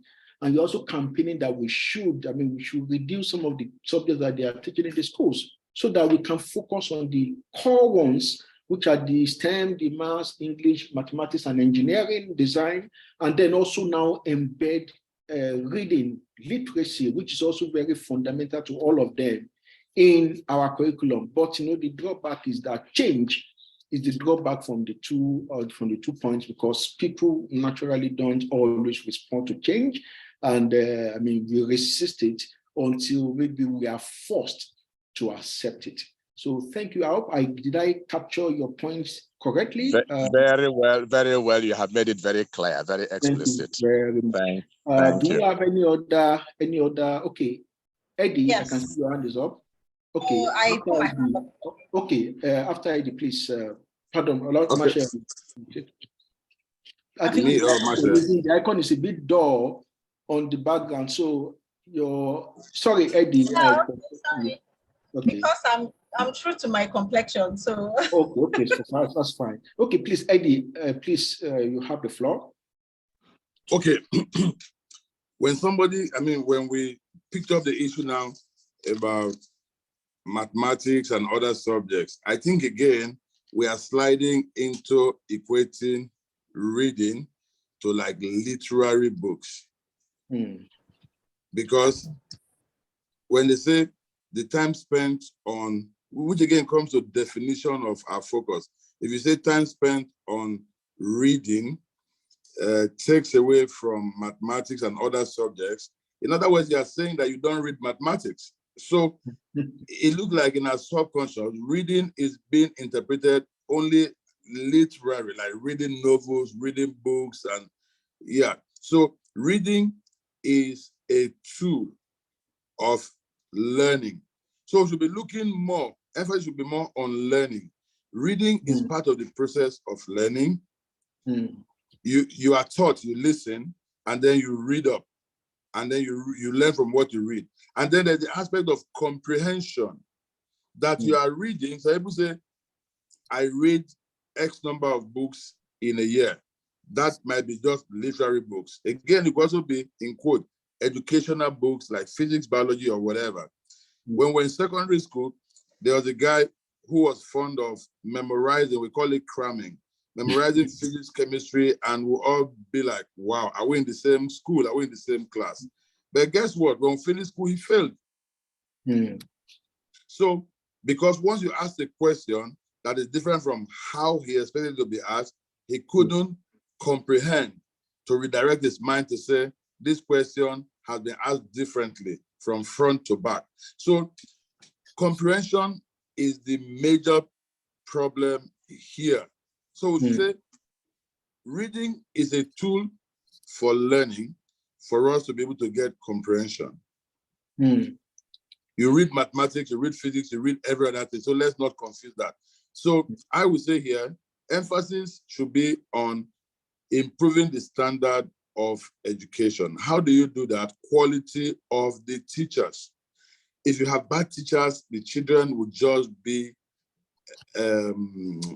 more like a reflection of the quality of teaching they have had. Take, for example, almost in all private schools, teachers who teach students or children in the daytime also organize lessons immediately after school, to the point that the children are fatigued, they are overstretched. The schools haven't had time for games and recreation. So what are you teaching children in the morning session, and when they close, you keep them for another 3 hours, they're just making money out of that. So if the quality of education is to be maintained, you don't need that unnecessary stress. So the quality of teachers matter. Most people who are teaching today are teaching as a last resort. They are not trained. You and I can read the same thing, we understand differently. You might understand it better than me. I might be able to teach it to some other person better than you, because there's a methodology to imparting knowledge. And then monitoring of school children's performance is also very key. Because why would a child get to class 5 or SS3 and write, and they say it is written WAEC English like 5 times, or any subject of 5 times, and you're not able to pass one subject? How did that child get promoted from JS 1, 2, 3, SS 1, 2, 3? So monitoring is also very important. And this speaks to the general level of education, which has to do primarily with discipline, quality of teachers, and monitoring of the school pupils. Thank you. Thank you very much, Eddie, for those points. If I get you correctly, you're speaking to some of the actions that we've read and the drawbacks, and then your opinion is that reading, is an aspect of learning. We shouldn't be talking about reading in the same breath as the STEM, because reading is fundamental. It is, you can't be talking of STEM because you can't engage STEM, you can't engage science, mathematics, engineering, or design, and without having to read. So we shouldn't be talking of reading in that regard at all, in the same breath as them. And we should also be looking at the issue of, are we reading to cramming to pass exams, or we are reading for comprehension? And then you also mentioned the very important aspect of monitoring the reading, and then the discipline aspect of reading. And you said reading is a tool for learning, and there's need for us to also upgrade the quality of our teachers, because the teachers themselves, they are part of the problem, because maybe they are looking at what they can gain for themselves, and they sort of run the students ragged through exercises, after school coaching and all that. And why the students, because recreation, according to you, is as good as learning. I hope I capture your points accurately, Eddie. Yes, sir. Thank you very much. Only though you didn't add any particular action points or drawback, but you've contributed very valid points enough for us to also add to the discussion. So I'll go to Omashere now, and then after that we hear from Bede, and then we'll go to the next action point. Thank you. Okay, thank you. I don't know if Eddie saw me applauding when he was speaking, because I mean, very, very valid. Yeah, because I think we are kind of like at a crossroads. Are we now looking at literary text alone when we're talking about reading, or reading for academic purposes? But if we're looking at merging both, then I would say I am totally against extending school hours for any reason. Okay. Because it doesn't help the children. And I think Heaven said they are fatigued. There's absolutely, if we even use like cities like Lagos, kids wake up as early as 5 o'clock to get ready for school. By 6:30, they've left for school. If they stay in school beyond 2:33, really, what are they doing?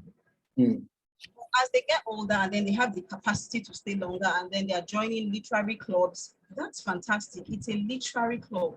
But if we're looking at reading for comprehension, I think the curriculum covers it well. We just need more experienced, more qualified teachers who are able to own each class. And and I think it was Dr. Samuel who said it, I think, I'm not too sure. But when you have a class and you incorporate something like reading aloud in your class, because everybody is looking at the whiteboard, your note is really there as a teacher, and then you can pick a child to read aloud. One of the drawbacks to that is if the child is a slow reader, the teacher is rushing to finish that topic. So you see that most teachers do not give the pupils the opportunity to read in class, because they are trying, I need to finish this curriculum this week, and I need to finish this curriculum this week. So we also need to look at ways where the children can be more engaged in class. If they begin to practice reading from the classroom, then it becomes easier. Then in fact, they do not need to spend extra hours in school reading. If we're looking at book clubs, then we know that that is essentially pleasure reading, because they are reading storybooks and novels and literary texts, which is an entirely different ballgame. But if it's reading for comprehension, for crying out loud, we actually have a subject called comprehension in schools. So what exactly do they do there if it's not to comprehend the text and then accurately answer the questions that are asked after that? And they are tested on this every term. They are tested on this at WAEC. And if people keep failing that subject, then there's something fundamentally wrong with comprehension. And I will reiterate what Eddie said. All these subjects are written in the same language. Yeah. Nigeria, for instance, all subjects taught are written in English. So if we already have a problem with comprehension, then there's, apart from cramming formula, then there's really no way anybody can move beyond that stage. So I would say in the school community, children should be encouraged to read in class. How? They can read aloud. It may just take us back a little, but I think that's something that should now become a practice. Pick a student, let the student read the text aloud for the class. That way, if there are corrections and it now extends to even pronunciation, and then you're even able to explain the meanings of some of the words in that text, increasing the vocabulary of the children as they read aloud. And then, okay, sorry, I think, yeah. Thank you very much for those points. I mean, you made some very, very valid point as well, that why are we even talking about increasing the school hours? That children naturally in Lagos, particularly, they are fatigued. I mean, they have to wake up as early as 5 o'clock at times to make it to school. And so there's no need for us to increase school hours because they get to school, they still go through another rigor of, school works, and then they get back home usually tired. And, so there's no need for us to increase the school hours. But, your another point you made is that we should also look at how are we even teaching reading, how are we teaching comprehension to these students? Because comprehension has always been part of our curriculum, yet students keep failing when it comes to English. And so maybe it's not even the students, it may be the method of teaching this comprehension that matters. And how do we, so maybe there's a need for us to have like a restructuring of our comprehension curriculum. I mean, in terms of teaching it to the students, let's have more of book clubs where children can have fun and they can learn in a very convivial and jovial atmosphere, not one that is structured like that of school, or like the classroom, and that they won't get benefits of value from those reading exercise. I hope I capture your points accurately, please. Okay, thank you very much. Bid, over to you. Yeah, thank you so much. I'd like to talk about the issue of reading and perhaps reading in STEM, science, mathematics. I'd like to say that there's actually a very big difference between the two, because coming from more of a historical perspective, go back to the Greeks, who actually started most of these things. The Greeks made a very big difference between arithmetics, which has to do with numbers and calculation. Of course, it's advanced over the years as we've also improved in science and technology as well. Made a difference between that and literature itself, which actually dealt with writings from a philosophical perspective. Okay, they paid so much attention on philosophy, on ideas. And I think when we talk about reading, a reading culture and why we should improve it, that's what we're looking at, because when people read, we're talking about looking at the ideas of other people, their philosophies, what they know. And I think there's this common saying that reading books is kind of bringing so many people's life experiences and sort of learning from those in one go. You don't have to live their different lives, you just have to read their books, and then you learn from them. I think that is so important, because when we look over the years, if you go back 2,000 years, there was no science, there was barely any technology. And you look at the lives of people then, and you look at these days and all the advances in technology, but is life really so much better, now than in those days? Because our problem is not mostly a problem of technology, it's a problem of philosophy, people's thinking. It's the same ideas. Yes, things have evolved, yes, but it's people, millions, billions all over the world are still in poverty because the ideas of people haven't changed. And I think that's why we encourage reading, because it makes people think more, it makes them weigh the ideas of others. And I think that's why it's so important. Of course, they were all scientists, but mostly because people then in those days, the discipline wasn't so wide. So people could read the sciences and also read philosophy at the same time. But essentially, the point is, when we talk about reading, we're talking about getting ideas, expanding your thinking from books. And, if you're looking at reading from the aspect of mathematics or engineering, I think mostly it's used to communicate formulas and maybe talk about questions. It won't give you that. So I think when we're looking at reading, we're essentially looking at expanding our thinking and our mindset. And so, yes, I do agree. On that note, I do agree with the last two participants in that the schools, the educational system has to be improved.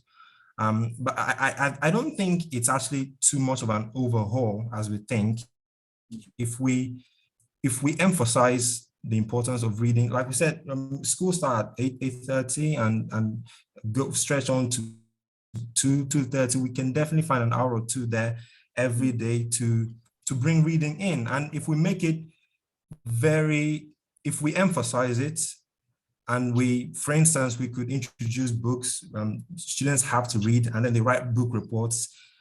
Yes, we've talked about the drawback of being able to sort of maybe go on the internet and copy book reports and submit them. But yeah, let them keep doing that. Let them keep doing that. Sometimes they'll be found out, sometimes they won't. But in the end, it just draws them into the culture. If they're doing that for so many school years, the reading at the point it will make so much more difference than what we have now. So yes, reading has to be introduced, an hour or two in school. Read, write your reports, submit, and I think in that way we can actually improve so much. Thank you very much for those points, Bede. If I understood you correctly, you are saying that, well, I mean, there's no need, we are agreeing with Omashe that there's no need for us to extend the school hours. And then, I mean, you look at the advancement of technology, which we may be saying that, okay, because you're actually not so comfortable with us using STEM, just like Eddie also mentioned, I mean, promoting STEM at the expense of reading, that, you know, there are two different things, and not that if one is more important than the other, but we need both of them. And, you know, because you now use an example, okay, technology advancement has not really improved our life. Has not improved the way we live. We still have technology is advancing, yet poverty is also increasing. So it couldn't have been technology that is the all in all that we need in life. We also need to read, because according to you, reading inspire ideas and reading enhance our mindset. And then you made some valid points about the issue of reading. I mean, that it can be incorporated to the curriculum without necessarily extending the hours. And, you know, you are suggesting 2 hours of reading in school. Did I capture your thoughts correctly? Yes, you did. Yes. Thank you very much. So I think I'm seeing Eddie raising his hand. Before we take the next, the last action point, Eddie, do you have anything you want to add to the conversation? Eddie. Maybe we have lost him. Maybe we have lost him or something. Because I also posted something there. I don't know whether sorry, because I'm doing technology and at the same time. So yeah, I don't know whether it is what they wanted to say to, but you know, referring to the last speaker, I think that somewhere along the line we may be missing out a point. Okay. Reading, we are looking at reading here. If I understand the thought here. Reading is not just reading fiction. We are seeing reading, as Eddie said in the last point, that is an instrument of education. So it is not just something extraneous to the curriculum, but a part and parcel, an integral part of the curriculum. Even if you choose to read history, you choose, history text, or you choose to read biology text, or you choose to read physics text, they are all readable and are all reading materials. So reading is not just something that you are bringing extra. It is the whole of the curriculum. In fact, it is like a catalyst that quickens the role action of education. Thank you very much. Thank you very much, Dr. Okere, for that. I mean, to you, reading is the curriculum. There's no need for us to say we are adding reading as a curriculum. Is what you do. Maybe it's now the how we go about expressing or conceptualizing it that is very important in the curriculum. Okay, thank you very much. That's all we have to take for this section. For the final action point, I would like us to read from page. Let me share my screen so that we can see the final action points. And then we go to conclusion. So this is reading in school. So this is the option. Hello, sir. Yes, sir. I'm sorry, you didn't notice that I'm raising my hand. Oh, I'm so sorry. No, it's fine. I'm so sorry about That's that. why I had to interrupt you, because you see, the forgive me. issue of curriculum that we're talking about, I think is very key. Yes. And one of the things that I have noticed about education in our country is that over the years, we put a lot of emphasis on passing. The emphasis of our curriculum is on just passing. Not essentially about people understanding, comprehending what they are being taught. So that affects even the, the intention to read, to comprehend. What people just want to do is to be able to put whatever they've been taught in their heads and just regurgitate and just pour it down on examination day and pass. It doesn't matter what subjects you are doing. So there is a need for us to refocus our curriculum.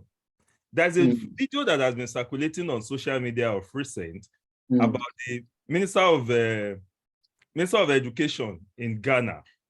Okay. And he was talking about the fact that he visited a number of primary schools, and he spoke to them. After speaking with them, every primary school he went, he asked these pupils, which of you have questions for me? And there was no one that had a question for him. Wow. So, and he felt that was a disappointment. So he was talking in this video that, look, this is not the kind of education that we want for our country. This is not education that can transform this country. You must have education that agitates people's minds and make them want to think, and be functional. So, and this comes from making people understand, making comprehension, understanding, and being analytical part of the curriculum.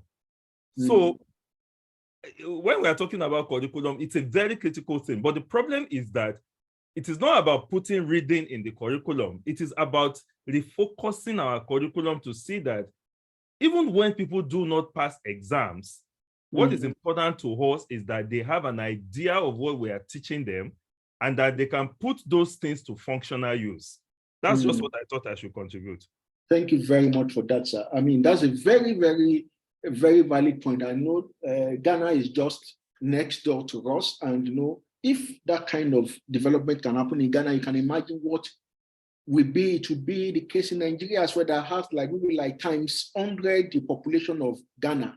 So if you are saying Ghana has this kind of issue, Nigeria probably has times 100, that the students are just learning to pass exams. They are just going to school to pass exams to get the grades, not to comprehend, not to understand. And just like you said, that kind of learning context cannot stimulate the mind, cannot inspire ideas that can now lead to national development.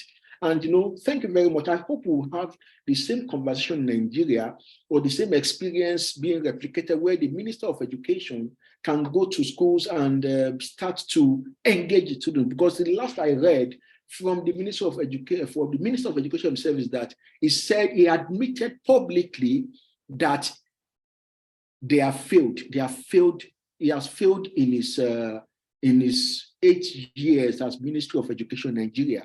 And that blame now is passing it to, a very interesting article that I read about that, and I was like, wow, he was passing the bulk of the blame to the teachers, passing it to ASU, the lecturers in his university, and not even looking at what he himself, the role he himself has played. He was saying we have failed, and that we have failed is like saying others have failed, and he has not failed in his duty. And this issue we are talking about is a very fundamental one that we also face in Nigeria. So thank you very much for that contribution, sir. While we go to the final policy action, or does anybody have something to add to that, or you have maybe a different opinion to what Mr. Aniro just said about the fact that we need to refocus our curriculum, because that is a thing that keeps recurring. Let's refocus our curriculum and change it from just reading or reading to pass to functionality, functional ones where people can understand and then they can comprehend what they are being taught. Okay, I'm seeing a couple of hands being raised up. Please, I need to adjust my screen to be able to see the hands. Okay, Eddie, you are raising your hand, or is it in the past? Yeah, I'm here. Okay, please. Okay. We can't, your audio is a bit low. Please, can you make it a bit louder? Oh, okay, sorry. In between speakerphone and my phone speaker. Okay, is it better? Yes, better now. Okay. Nero just spoke to the same sentiment that I have expressed, which is like rejigging the curriculum. Yes. Now, rejigging the curriculum will entail that right from nursery school, there has to be a policy how children are taught. Unfortunately, we're all speaking to ourselves in English language, and what we understand as learning is how we converse in English language. So if a child goes to school and they say A, B, C, and you understand that, then A, B, A is Aba, apple, and all of that. A child that has never seen apple is just going by rote. It's just, okay, imagining that, yeah, blackberry, whatever, snow. These are just ideas. There's no empirical understanding that what you are teaching this child, the child can comprehend it, which brings you to cramming and memorizing and trying to get through this course. Imagine that you are in a school from infancy and you are Yoruba or Igbo or Kanuri, and that is where it starts from. So I can say Eba is spelled like this. Egg, I call it Enyi in Yoruba, and in English it means this. So you are taking that knowledge from what you already know and only finding the meaning in the new language in which you are being forced to express yourself, what the correlation is. So we need to go to such basic, because the challenge people have with learning, and which is why they get discouraged from reading, is the moment you start teaching children how to read, they are encountering words they don't even know the meanings of. So they cannot relate. Then you talk about now going into physics and biology. You're talking about ovulation, photosynthesis, and all of those kind of words. The child does not have the means to understand the meaning of those words, and you are using them as codes to explain a phenomenon to them. So it just makes it messy. So the first thing is a mind block, and once that mind block sets in, the child just zeroes in his or her mind to the point of, you know what, let me just get past this and get where I'm going to. And then it just gets worse and compounded as they go further. So in rejigging the educational system, we have to look into the language with which people are taught from the very beginning. It must be in such a way that is coming from their personal inborn experience into a new language with which they must express themselves. And then guess what? If they inculcate that, in no time, most of the languages or dialects will be codified in such that I can pick up my pen and write a poem or write a story in any of the Nigerian languages that I belong or that I speak, or the tribe I come from, because it has been taught. Thank you. Thank you very much, Eddie. That's a very fantastic point as well. I mean, you just even emphasized the point you've raised earlier about the fact that we need to rejig our curriculum, and agreeing with Nero to that. Yes, we need to reposition it in such a way that we marry the local context of our language with the English language that we are being taught, and then I like the example you give about you are talking about ideas that are strange to these children, yet you are not providing the local realities, the local context of some of those learnings that we are teaching them that may be out of their worldview. I mean, not something that they see or they experience on a daily basis, and we are teaching them, and it doesn't. So we have to correlate the language of learning, both English and then the local dialect. If you are in Edo, you are taught, okay, what does summer mean in Edo? Summer, yes, it's an English word, but do you know what summer is? I mean, when you see So I mean, and you know that when the weather is hot and all that, that is summer. But they may not know we are just in summer or winter. What does it mean to you who do not understand all these things? And you know that will be a good way to also make our education or the learning process easier for the students to be able to comprehend. Thank you for all these very good points. As I said, let's quickly take the last portion, the last policy option on the list, and then we'll discuss that as we round off our session for today. I will start, as I'm seeing the name on my screen, I will start with Adedokun would read first, followed by Eddie, followed by Omashaye, followed by Bede, then Samuel and Ikechi, if you can talk. Please, let's read as enumerated now, and then we'll now go to the next set of people. All right. Option 3, reading in the workplace. Reading has been established as one of the best ways to enrich the mind as well as develop capacity. The extent to which one is learned influences their mental process, worldview, and performance on the job.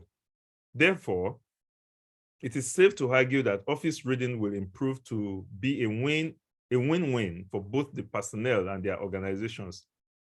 As the more refined the minds of the staff become through the acquisition of information and general or specialized knowledge, the better their work output and performance will be. Thank you. Am I taking this paragraph? No, Omashe is taking the next paragraph. Okay. Thank you, sir. Okay. Yes. To encourage reading at work, the management can create office libraries for their workers to make time to read. They can also encourage workers to do an independent reading on their own and submit a weekly report of their reading efforts. In addition, healthy competition can be organized among units and departments to see those who are taking the reading exercises seriously. Okay, Bede, your audio is muted. This may be very difficult to enforce both in the public and private sectors, and may even be more difficult to achieve a significant level of compliance where introduced. Thank you. Samuel.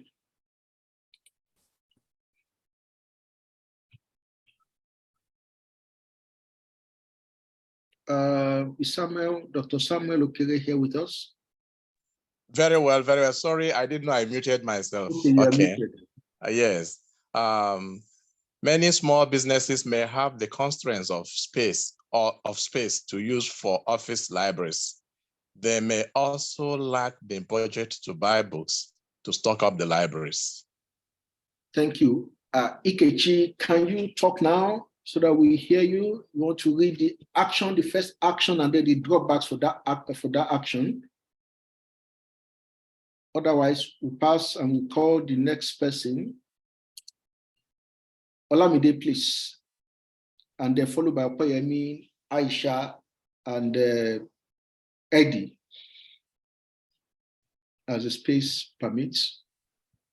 The first action and the drawback. All right. For the action, offices should create a scheduled timeout at least 2 days a week for workers to read. And for the drawback, it may be difficult to enforce, and if introduced, some people may not read but choose the time for other non-reading activities. This option can also lead to a short-term loss of productivity. Thank you. Okoyemi. Okay, the action. Management should make workers submit a weekly report of their independent reading initiatives. The drawback. This may lead to plagiarism and copyright infringement, as those who do not want to read can go online and copy the reviews or reports of others to pass as their own. Okay, thank you. Aisha. Management can introduce inter-unit or interdepartmental reading competitions among their workers. This may create an unforeseen gap between high flyers and those who are just catching up, and may discourage the latter from picking up the interest. Thank you. Eddie, the final point. Management should invest in an office library and buying books, which should be distributed to their workers to read. Thank you. However, there may be constraints of space for the office library and budget constraints for stocking the library or buying books for the workers. Thank you very much. Does anyone think, okay, there's anything we've missed out in this action? I mean, that can be added, and what are the drawbacks for those actions? Or you want to speak to any of the actions that we just read out? Please, let's have your view so that we can document them. Okay, I'm seeing some hands raised. The first hand, Adedokun will go first, followed by Samuel and then Eddie. Hey. Sorry. Sorry, what am I supposed to do? I'm sorry. Your hand is raised up. Okay. Oh, maybe it's been the other one. Sorry. Sorry. Okay. Well, we are now discussing the third policy option, which is reading in the workplace. And then you've read some of the action points that can be taken to encourage reading in the office, and then the drawbacks to each of those action points. So from those lists, do you think there's anything we missed out? Or is there anything you want to add, in terms of to respond to any of the action points? Either we missed out anything or we can add. Maybe while we're allowing you to prepare, we can have any of the, okay, Dr. Samuel, you are raising your hand, then we go for Eddie after that.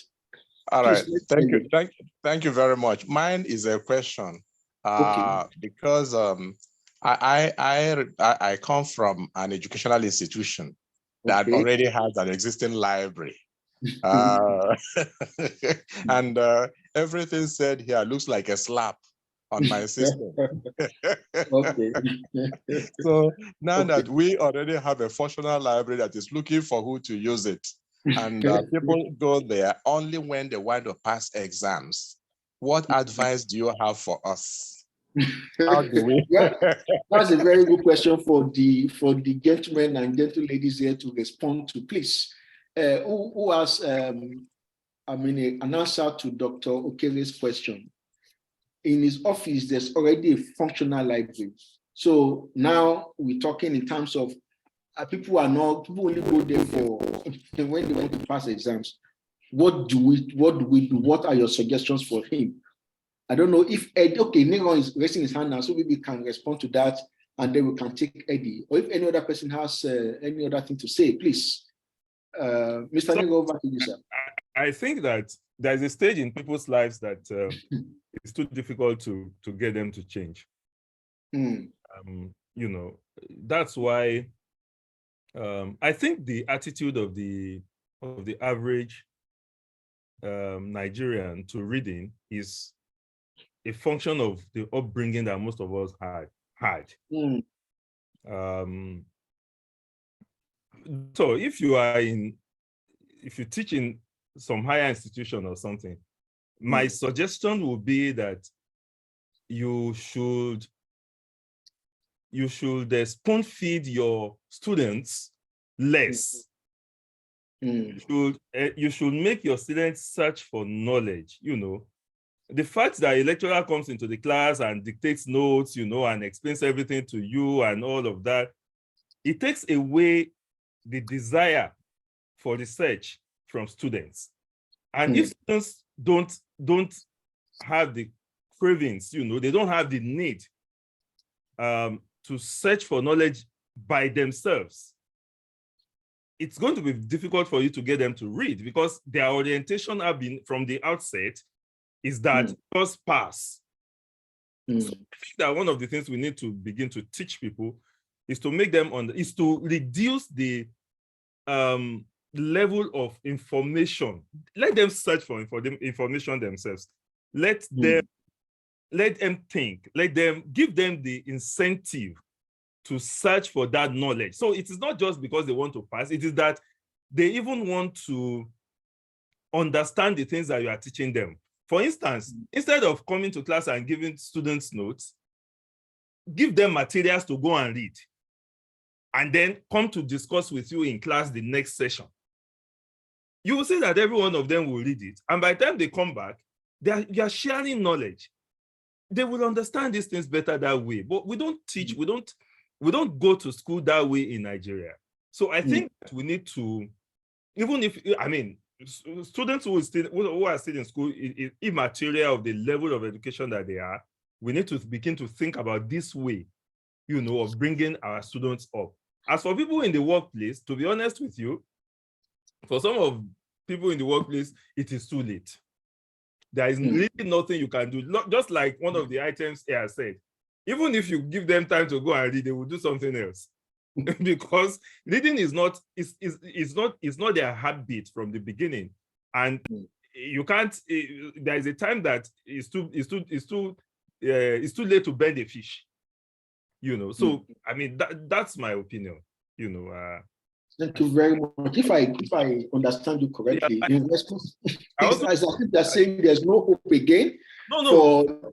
Okay. Please, maybe you want to elaborate on that. There was a time that I remember that I had this discussion with Edith a couple of weeks back about workplaces in Nigeria. You know, Nigeria needs, it's a general productivity is not the focus of people in Nigeria, even offices. The discussion Edith and I were having on that day was, why don't they allow offices to open in Nigeria 9 a.m. in Lagos particularly? People going to work on the island in Victoria and Ikoyi, and they are coming from, say, Egbeda or something, and they wake up at 4 a.m. and they get to the office maybe by 8:30 or something. By the time they get to the office, they are tired and all of that. So I mean, and you'll see the time that they are productive. Most of the time that they are even productive, they spend in that traffic. So why don't we think about how to make people more productive? Let them resume work at 9 and close at 4 or something, so that you have the best of their day working for you.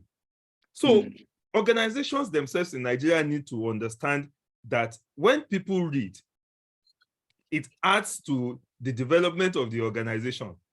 You know, so we're not just talking to the workers now, we're also talking to we're also reaching out to the organizations for them to understand the importance of reading. And when you are buying books, you are stocking your library, you are not just buying any books, you are buying books that can help people, you are buying books that are up to date, you know, that are functional, that can really add to people. I don't know if Yes, I mean, you made quite, I mean, because I mean, that's why I had to ask that, okay. And you know, you just made a very valid point about the issue of productivity. Just like we are saying, when we're talking about the exercise about school, that our schools seem to be, our curriculum is set up just to pass exams and get the grades. Now, you also raised a very valid point, linking that to even the workplace. So it's as if the school system is churning out students who are just holding the certificates for them to be absorbed by corporate settings that are not interested in productivity, are just interested in, you must be at work by this so and so time, and you must maybe close at so and so time. So we are more or less focused on activities and not productivity. Did I accurately capture that? Because I think what you are doing is you are just benchmarking activities against productivity. Yes. How productive our workforce? Yes, exactly. Okay, and then you also made a very good point about the fact that maybe even the offices don't seem to know the extent of productivity and performance they can get from their workers when they read. Because, you know, the drawback may be that, oh, you think you are reading, is that the work is supposed to do here? But reading on its own has a good impact of helping the mind to be refined, to come up with better solutions, better ideas to do the work. Does anybody have a contrary view, or you have something to say in support of that, or if you have any experience you would like to share with us about reading in the workplace? I mean, it's good we heard from Dr. Okere, who said, okay, well, I mean, his office, they have a library, the people don't patronize the library until it's time for exams. Do we have any other experience in that regard that you relate to or that you like to speak to? I'd like to add something here. Okay, please. You see, like Nero said, for people in the workplace, it's sometimes maybe already too late. You see, learning is comprehension and it leads you to knowledge. Nobody reads just, people say I read for fun. Fun is a reason. People read for a reason. People read for a reason, right? Workplace is meant for work. Let's keep it that way. Reading at work should be voluntary in every way. Continuous learning, if it aids the work you are doing and is helpful to you to forge ahead, to guarantee you growth in your organization, that is your choice. Which is the reason why at 22, 5 guys join an organization as management trainee. They all rise at the same level. By the time they are like 25 years on the job, only one of them will be MD. That means there is competition, and whatever the one who became MD has done to get an upper hand above the other people, that is his own personal and comparative advantage. So when you get to a position where you are employed to work, it's because there's value you are bringing in to improve the productivity of that organization. If anybody has to beg you to read, to encourage you to read, to improve productivity, there are many people looking for that same job role. They will give you the boots, sack you, and replace you with somebody else. You see, most people read for status. As a young boy in school, we're proud to say how many of James Hadley Chase's novels we had read. And to show that you have read it, this was just extracurricular activity. You will stand under the tree with a gathering of about 4, 7 other guys, and you have to recount and quote statements. I mean, this is on the literary side, for example. Then you go to, and that, once you have developed that, because in quote, that's extracurricular, but it helps you develop that habit of focus and reading to learn, and it helps your comprehension. Because if I can remember a story in America that I've not been to, and I'm mentioning villages and names and plate numbers of cars and types of guns, is working up your retention, is helping boost your memory. So you take that and transfer it into other aspects, be it academics, be it whatever, professional. So for us, it was status enhancing to say, I've read 30 books and I can tell you each of the books in detail. So if you don't have that, if you haven't developed that, and you now get to your place of work and you want your office to encourage you to read, yes, you read only to pass your exam, because you read, you learn, your job role does not change. It doesn't lead to your promotion. Of what benefit is it to you? Not reading, does it stop you from developing or delivering on your job brief or on your role? If it doesn't, fine, then you have no reason to be compelled to. But if you think it will improve you and you see others who are doing it, getting ahead of you, because you're all doing the same job as marketing managers, and then you go into conversation with your board of directors and you bring something to the table that you picked up from the economists, from Richard Quest on CNN or whatever, and show that you have a higher level of knowledge than the others, and you get promoted, and 4 years after, nobody will tell them to read. So people must see benefit in reading for them to be encouraged to do so. Thank you. Thank you very much for that, Eddie. I mean, very interesting points.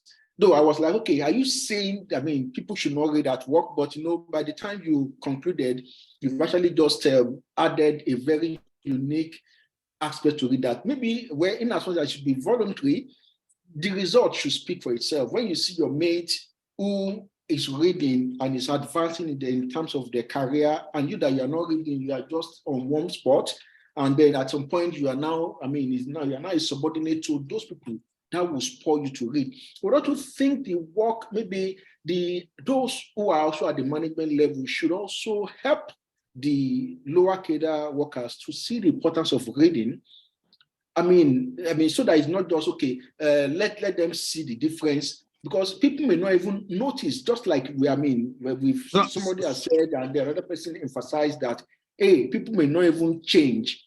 So maybe somebody spoke about incentives. Somebody spoke about incentives. That's the incentives. Yes. So when you reward somebody who has been reading, not because he's been reading, but because the reading has aided him to become more proficient and more competent, and the person gets some benefit.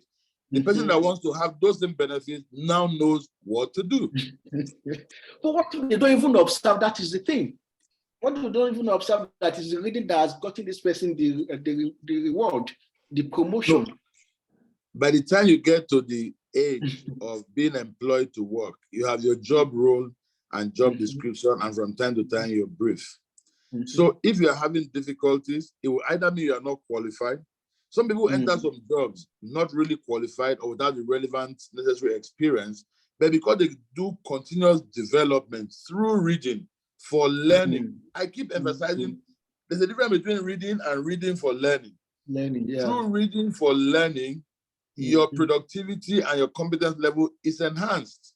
And once that is enhanced, it will show in your delivery on the job and all the benefits that will come from it. So I don't need to, it's like somebody running a race. I used to be an athlete, and I'm wearing a spike shoe that weighs only 20 grams. And then you choose to go and wear a mechanic's or a soldier's boot. Even if we have the same level of talent, the same level of competence, the fact that I'm wearing lighter shoes will make me run faster because your boot will hold you down. So if in 10 competitions I win gold medal and you come last, nobody will tell you, because you have the option of wearing those same shoes. Nobody will tell you to change your shoes. That's true. That's true. When you belabor a point too much, it becomes distracting. Yeah. You don't need to preach to people. Yeah, thank you very much for that. You also mentioned something that I find very interesting, and I just put it as a book brag. You know, I remember when we were also younger, we used to talking about James Aliche's, the discussion of how many of those James Aliche's titles have you read? And then also, I mean, for Pacesetter series, I don't know. I mean, I think maybe your Pacesetter series, we're talking, okay, how many of those series, you know, you now be ticking, we'll be ticking the ones we've read among those Pacesetter things, and also African writer series. And that is particularly for Pacesetters and African writer series that were published in Nigeria. One was published by Macmillan, the other was published by Heinemann Book Publishing. And, you know, they used to be, I mean, something that we all want to brag about. I've read this number, I've read Director, I've read Able My Lover, I've read, you know, just be ticking them. And so maybe those book brag will also help, but I don't see that happening in our schools these days, or even in the workplace. Does anybody have any experience around that? Do you have any book brag kind of issue, or in your place of work or in school that you'd like to talk about? Yeah, I mean, I've been dying to give this example since we started this workplace and talking about reading in the workplace.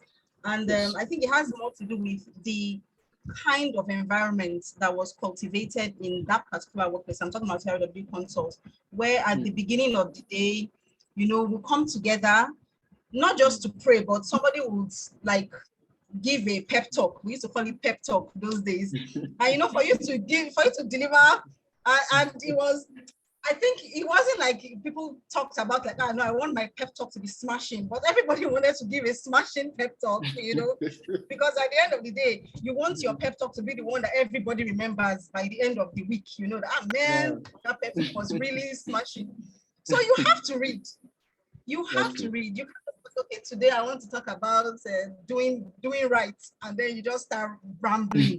You know, you want to talk, you want to list your bullet points, you want to have your introduction, then you have the body of your pep talk, and then the summary, like a call to action kind of thing. So I think in that kind of environment, you see, people read because it's competitive, but it's healthy competition.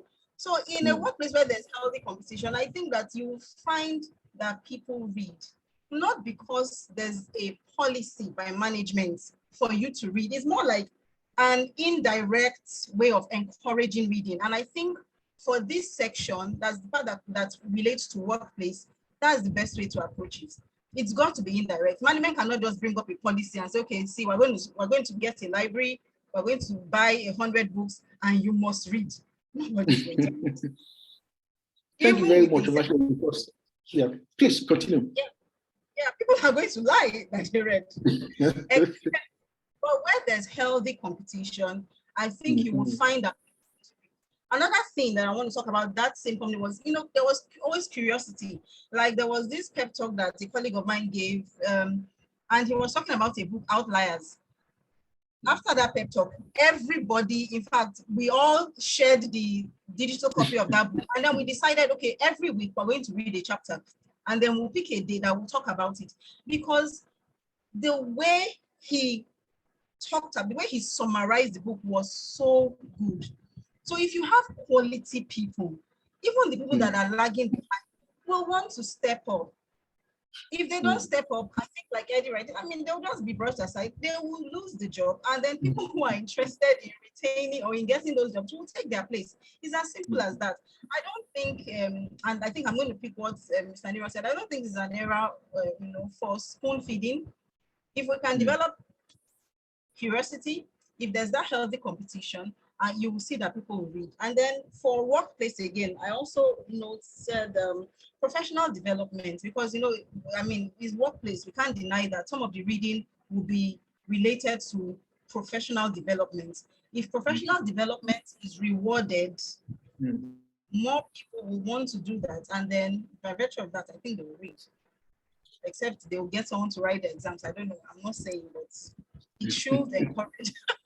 It should encourage reading. Things happen now, so but it should encourage reading. So I mean, those are the points I noted. Except then for bookshops, for libraries, I think just do away with it. Except you want it to be decorative, and then you just want okay, when you come to this company, I mean, we have a library just for show off. If not, let there be a build up to it. Not that people come and meet it, but if there is a need for it, then the company can. But in this day where, like I mentioned earlier, the evolution of books, I will not really advise any organization, especially startups, that do not need it to, I won't even call it investments, to put money in that. Okay. There are other cost-effective ways of encouraging reading without setting aside a room and then filling it with books that nobody's going to touch. That's my contribution. Thank you very much, Amashe, for those very fantastic ideas. You said, okay, I mean, still talking about the book brag, and there's a way that we can have every competition of our readings at work. And and also, I mean, it's also something that rewards professional development, because once you are reading, I mean, you are getting rewarded as a professional in the terms of your work output. And you also said, okay, well, you don't really agree that we should, that offices should set up a library if they don't really need it, but there should be that reading culture that one can, I mean, that will be there at work, that, okay, workers are encouraged to read. And so without necessarily having to consult or to go to the library, or having to now maybe erect a structure that house books for as a library. But when you mentioned the example of TRW Consult, I was interested because, don't you think that was a management decision, or just something that workers just decide to come to work and start to talk about what they've read? Because if you are saying that maybe there's no need for the management to be too involved, that might have been a management position. It was certainly, but what I said was it encouraged reading indirectly. Yeah. Not that management set up a policy that said you as an employee, you must read 50 books a year. But because of policies like having pep talks, and having pep talks, it encouraged reading. And it wasn't even having the pep talk in itself, but because of the quality of the talks.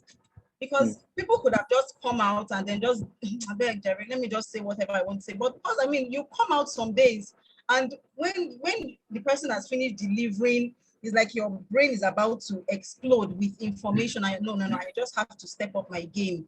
So it's more, for me, it's more like having policies that indirectly encourage reading, not like mandating people to read. but rewarding reading indirectly. Thank you very much for that, for clarifying that. Does any other person have anything to add to that, to this point about reading in the workplace? We've had some very fantastic contributions from all of us, but does anybody have something else to say? Bid or Opeyemi or Lamide, can we hear from you guys? I mean, particularly you students. I know you're not working yet, but maybe you have an idea you want to share with us. Okay, well done everyone. So I was going to suggest something, but it's not directly, it does not really entail reading. I was thinking that, is it possible for in the workplace that there should be like a form of, maybe not competition, maybe a form of presentation that will involve each individual probably going to study, maybe like a research topic randomly planned per month that each person will take for a month. So it means that for your own month, you have to study and prepare for it. If not, you will just, make a mess of the presentation. So that way, it is not like reading culture in quotes, but every single person will have a form of research that they have to work on before they come and present, according when it's their turn. So I think in that way, people will read or research or study or learn more because of the company. Thank you for that, Olamide. But I mean, I want to ask a question, maybe like playing the devil's advocate to that. If you had Miron talk earlier, he said very fundamental issue about the kind of atmosphere that pervades our workplace in Lagos, particularly, or maybe other urban areas in Nigeria, where workers have to leave their house as early as 4 o'clock, 5 a.m., so that they can get to work. And then they have to they are getting home, maybe some getting home 9, 10, 11 p.m. in the night. Do you think those kind who are just going to work to go and let me just go and earn my day's pay, you tell them about the idea of doing research that is not going to affect the pay? Do you think they want to participate with the whole of their heart? What do you think about that? Because somebody that, I wake up 5 a.m. to get to work, will be 8:30 and all that. And then I leave office 5, 6, and I get home 9 o'clock. And office will not allow me to do research during office hour. Do you think I will be encouraged to want to do that kind of research or to even listen to what management is saying? Okay, but to be honest, this particular suggestion is actually workplace dependent. Because I just realized that people that work in factories, for example, that do 12-hour shifts, you cannot expect them to present. So I think this suggestion might work on some particular companies or businesses. That's true. So there you see the drawback now that, okay, yes, in as much as it's a very fantastic policy action, the drawback is also that it's not universally applicable to all the office settings. Does anybody else have something to say as we conclude today's session, please? Anything to add while we round off? So I want to say thank you very much to all of us. We've had a very, very fantastic discussion this afternoon, this evening, discussing reading culture in Nigeria and how we can promote reading at the family level, at the school level, and at the workplace level. And from our discussion, I would like to share my screen so that we can see some of the notes that we've taken in the course of this. I was jotting some notes as well to detail our contribution. And so just give me some minutes to share that.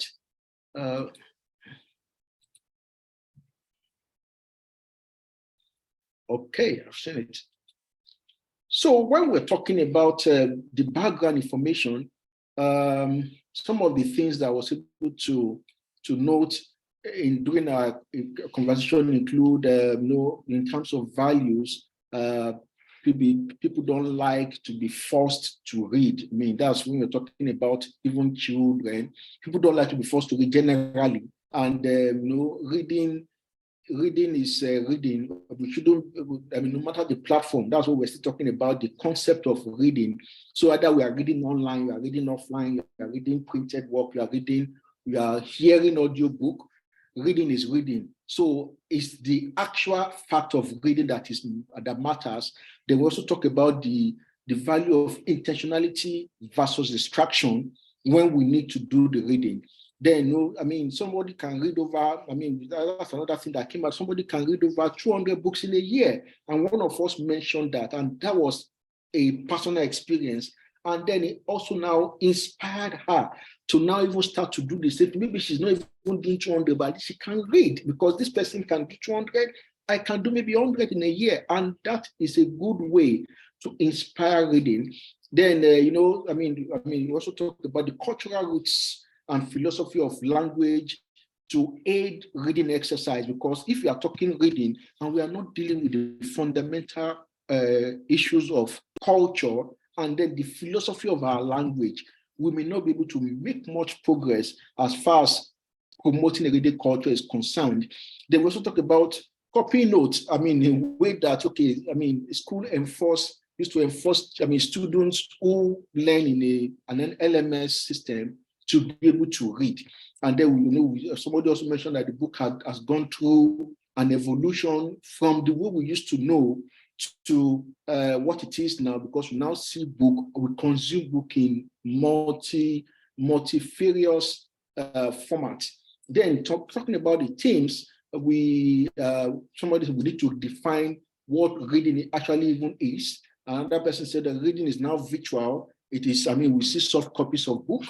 I mean, one of us also mentioned the fact that, students don't always like to read for academic purposes, because that can be a bit still, I mean, it's stultifying, it's too rigid. When you are reading for academic purposes, they would rather just read the fun stuff. And then, I mean, I think one of us also talk about the factors that are affecting reading culture in Nigeria, such as poverty, traffic, and all manner of things. Then the kidnapping now has been added to our national discourse, something that we now also discuss on a daily basis in Nigeria, much, I mean, in the same breath as corruption. Then we're also hearing about reading habits, okay, talking about how the reading habits of somebody else can also inspire you. I mean, I think it's Eddie that mentioned that Nigeria has always have under 40% literacy rate since 1960. That's a very depressing statistics. And it was also mentioned that, okay, some dialects are not taught in schools, and that also make reading a very difficult task for the students to be able to warm up to, because they are forced to read or to adapt to a foreign language, a language that they don't understand, and those languages that are saying things that they can't actually contextualize in their own worldview. And when you teach people in that kind of atmosphere, they won't be able to imbibe the benefits of the reading or the learning process. And okay, I mean, we talked about the introduction of LMS in school since COVID, and is now very popular. And then we need the need for book reviews where there is LMS, so that the children can still engage books, and then they review the books they are reading. And then we talked about, okay, still talking about the format and the evolution of books, audio books, audiovisual books, and ebooks. And reading is not always fun, like somebody said, but we have to read, and then people want to be happy. That's why they go to Instagram, to Facebook, to go and read all those soft stuff. And in terms of the key points, we said reading virtually can cause distractions. And then we also said that to enjoy reading, you have to be intentional and make it fun. The quality of reading is what is important, not the platform that we are reading from. Somebody said you can read for hours browsing on Google, but when it comes to schoolwork or other serious stuff, they just turn off. The field you are reading also matters. School using LMS find it difficult to monitor the reading, and we are now reading. We are reading more than before, which somebody said, and you can see that, okay, some of this correlation, we are reading more, but we are learning less, because the reading is not translating to improved thinking, to improve productivity, and to improve maybe performance on the job. Or even because of the statistics from MBS, our students keep scoring less and less with each passing year. So that means we are reading more, we are learning less, and that also is an issue. So you see that this issue, this theme that we discussed, above, they keep, interrelating with one another in terms of, okay, students don't want to read things that are not fun, and that in a way affects their performance in the academic endeavors and in their final exams, as the case may be. Somebody also mentioned the issue of the countries where students are taught in local languages, that they read more than those taught in foreign language. Then we talked, and that theme of we need to incentivize reading keep occurring, either at work, at home, or in the school. How do we incentivize reading for the students to be able to participate so that they can read more? And that thing is always coming up. We discuss it in the workplace. We discuss it at work. We discuss it, at home as well. How do we get some rewards tied to reading so that we can deliberately do some reading? The reading can take place even when you are not physically there. Because of the evolution of reading, just like we said, it's now something that is virtual, can happen anywhere you are. And then people go to Instagram because they want to be happy. Is there anything that we said then that is not included in this particular summary that I just gave, and then the correlation of the points? Anything, please? If you believe I should go to the next point, just, okay, Eddie, please, you're raising your hand. You have the floor. Yeah, I just want to make a proposition, rather a suggestion, that Yes. maybe we should consider adopting reading for knowledge as our catchphrase and focus, so we don't keep mixing the lines or crossing lines as our personal definition of reading. Okay, so you want us to, it's okay, reading for knowledge, not for fun. But why do you? No. Even fun is knowledge. You see, it depends on what you want to know about. People spend hours on Instagram. People read all kinds of bloggers and whatever. It's because they want to have knowledge about whatever those people are talking about. So, but when we say reading can just be, I'm on the road and I'm reading everything written on every billboard, everything written on every car that is passing me by. Did you? Yes. Okay, but I think it's this angle you just raised now that some of the speakers are actually trying to run from, that we shouldn't make reading too rigid by just boxing it to knowledge or to learning alone. That reading can be fun, reading can be inspiring, reading can be entertaining, depending on what you are reading. I don't know. I think network seems to have held Eddie's voice a bit, but I will proceed. So when it comes, we'll still discuss and then try and trash out that point. So to the first policy option, some of the things we discussed include, family book time, and then the drawback for that is copyright issues. They also discuss, the issue of incentives, as I said, keeps coming up because that's a thing that is recurring. That, where do we should incentivize reading, even in the family? And then the drawback is, that may pose an issue of affordability. Then we also look at the issue of parents reading in front of children, like inspiring them, modeling reading to them. And then we said, interest may be an issue because even if the parents model the reading and the children don't have interest in reading, in face of the distractions of technology, that can be an issue. Then we also, I think Olamide was one that talked about, why can't we have parks? They adopt the issue of park outing to book outing, so parents can take the children out to bookstores or to library as if they are going to a park, and let them go and have fun. But the issue of library not being well stocked and then the literacy level of the parents was two drawbacks to that particular policy action. And then, you know, we talked about spicing up the choice of books to be read, and which actually is still speaking to what Eddie was talking about, spicing up the choice of books, not just for learning, not just for knowledge.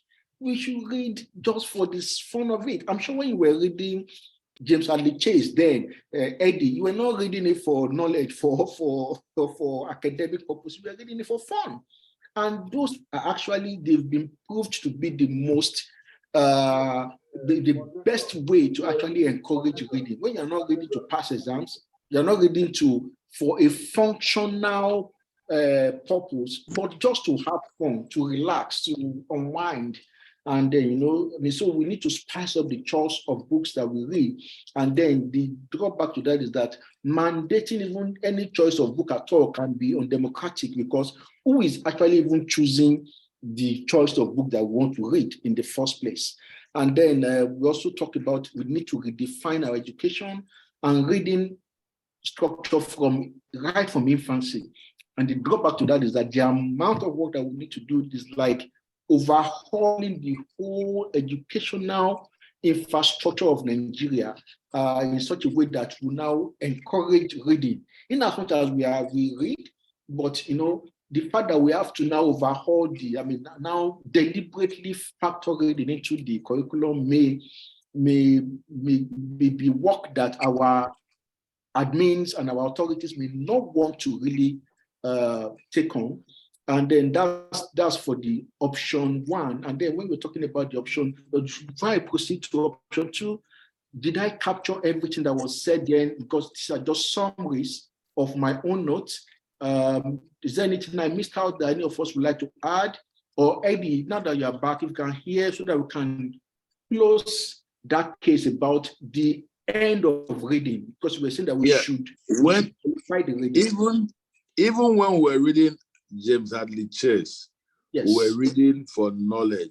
It may not have been necessary for our academics in school at the time, but we're reading for knowledge. We wanted to know. That's what knowledge is about. We wanted to know. People who go to Instagram to read about gossips, they have a desire to know something. And when you come into that knowledge, that is benefit for you for whatever you want to do with it. Okay. So I don't think there's any such thing as purposeless reading. There are people who became very great writers, and because they developed a love for reading comics, that I also know that some parents beat up their children so severely for not reading their biology textbooks, and they chose to read comics instead. So when people read, there's something you are looking for, there's something you want out of it. You go on the roadside, by the motor parks, you see people gather, they can't buy newspapers, but every morning they call them Free Readers Association. They read far more than you and I do intensely. And because they want to go back to their neighborhood and be able to argue statistics about what happened in Zamfara, who said what, who didn't say what. So people read because there's something they're looking for, the knowledge that they want.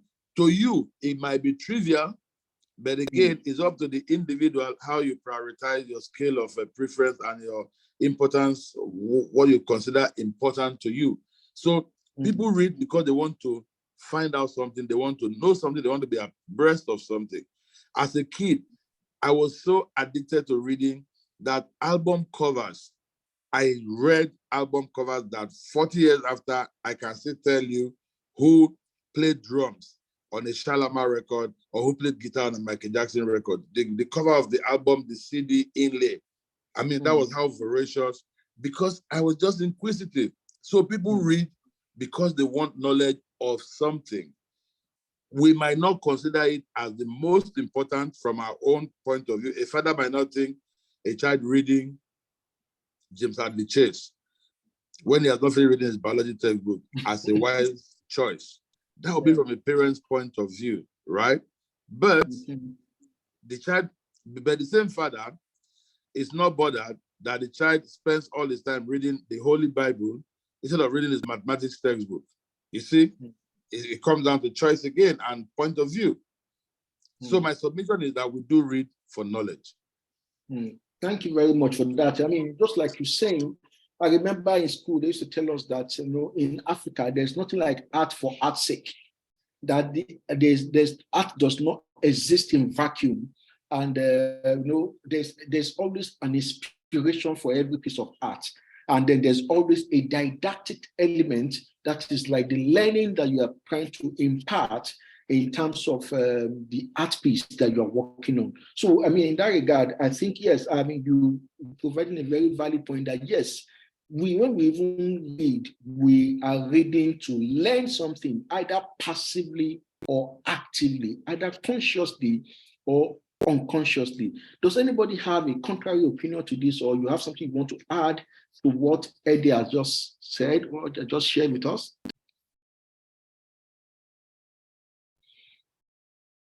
Okay, if there's none, so I will just continue from where I left off, talking in terms of now the options that we discussed in our second policy option. We're talking about recreation is as good as listening.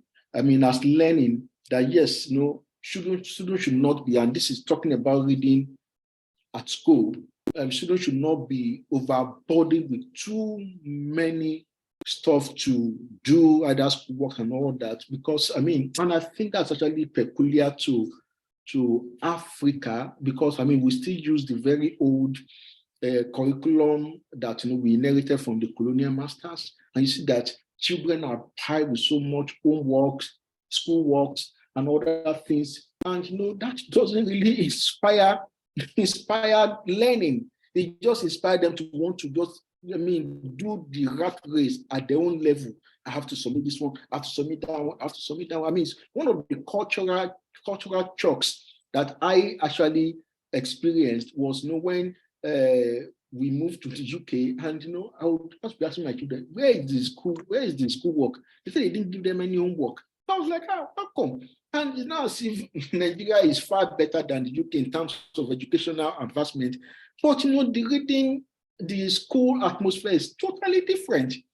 So what they give you guys homework to do? When they give them is just sparing, and it's sparing, and they can even monitor when they've done the homework, when you just look at their whatever online.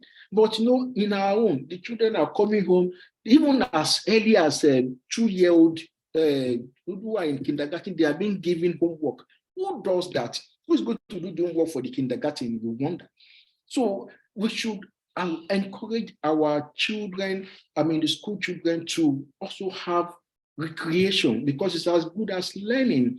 And we said that reading is an aspect of learning, and in terms of things, then we know also the issue of the children are fatigued. When we're talking about that, children are fatigued because of the too many things that they pile on them in school, and the fact that some of them will have to wake up as early as 5 a.m. just to even make it to school, because the parents are going to work, they have to drop them and all that. So, and talking about the value that we can also draw from reading, that reading inspires ideas and enhances mindset. And that is something that we should focus on in school, not just for them to read so that they can pass the exams. Then, we also draw correlation between learning English and local language. So how does that correlation help? So that when we are teaching children in English language, how are we relating what we are teaching them to their local experience, to their local worldview, so that they can be able to understand better, and they'll be able to actually even engage with some of those learning in their own personal way. And then, talking about the themes of, we talk about the themes of reading as an aspect of learning, and then look at cramming versus comprehension, which is what you see that, most students do. They call it a so they just cram those stuff so that they can go and dump everything in the exams, and then they are free for the day. And then, the issue of how do the schools monitor and then, ensure discipline when they ask students to read. We agree that there's no need to actually increase school hours based on various contributions. We should just make the hours count more. And technology now versus how people are thinking, we said, even with many advancements in technology, there doesn't seem to be an improvement in the way we live in our lifestyle from those technological advancements, and that could be the way we apply the technology. And then too much emphasis on passing exams, that's the thing that keep recurring, and then local context of learning, just like we said when we were talking about the value. And then for the action, for the key points in that, under that option, we take it, reading is more important than STEM. We should not be talking of them at all in the same breath. That's what somebody said. And then another said that reading is a tool for learning. There's need to train the teachers, because the quality of teachers also affect the quality of education being transmitted to the children. And then the children can also, they can learn more, they can engage more when the teachers are better trained. And you know, children should be more engaged in class, like somebody now agreeing with that. And then, I mean, linking that point to the previous one that was said. And then we said that there's comprehension. Yes, students keep failing. Comprehension is taught in school, yet students, they keep failing in school. That means there's a probable problem with the mode of reading or the mode of learning that our children in school have been exposed to. And, you know, we discussed extensively on that. And, you know, I mean, just like when we were talking about reading versus STEM, somebody also said that, see, reading is different from STEM. So we can't continue to talk about them in the same breath, in the same way, because they are two different things. They correlate, they can exist symbiotically, but you can't talk of STEM without reading. Well, you can talk of reading without mentioning STEM. So that's one of the points that we made in that when we're talking about that policy option 2. And you know, just like the point that we raised earlier, that technological advancement has not really led to improved lifestyles. Yes, maybe in our own worldview, in the local African context, there's so much advancement, yet we don't see that translating to our work, to our ways of life. And that means there's something wrong with the way we're engaging the technology, we were engaging with our learning context in school and at home. Okay, and then still on that, we also discussed the fact that reading can be incorporated into curriculum without extending school hours, just like we said earlier. So you see that theme keeps recurring, and then we need to refocus curriculum from passing exams to understanding and then to functionality. So we are not just focused on, I want to pass exams. And when you even ask the students, maybe the next day, what is this? Can you define this? They can't remember again because they've just dumped all the ground and then they are blank. So we should make our curriculum to be much more focused on understanding, on functionality that can make them relevant, rather than just pass exams. Because with pass exams, they have the certificate and then they're not able to translate their learning to the place of work. That is still a failure of the system. And then finally, to the third options, where we're talking about reading at work, we talked about the issue of the value of productivity, that to what extent is even our workplace structured for productivity.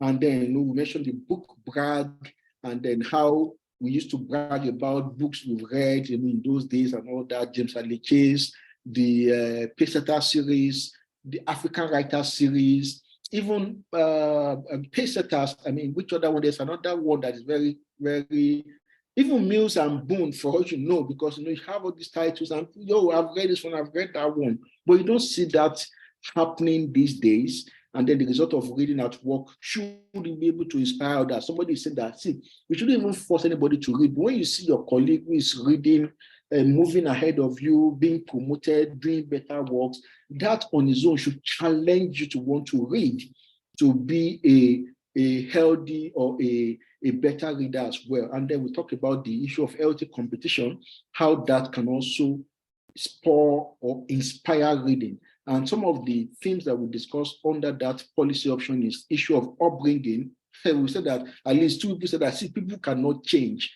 If they've been made to, this is the way they know how things are done, it will be very difficult to change them. That would require a major shift in paradigm, in orientation for them to be able to change the way they've been doing things.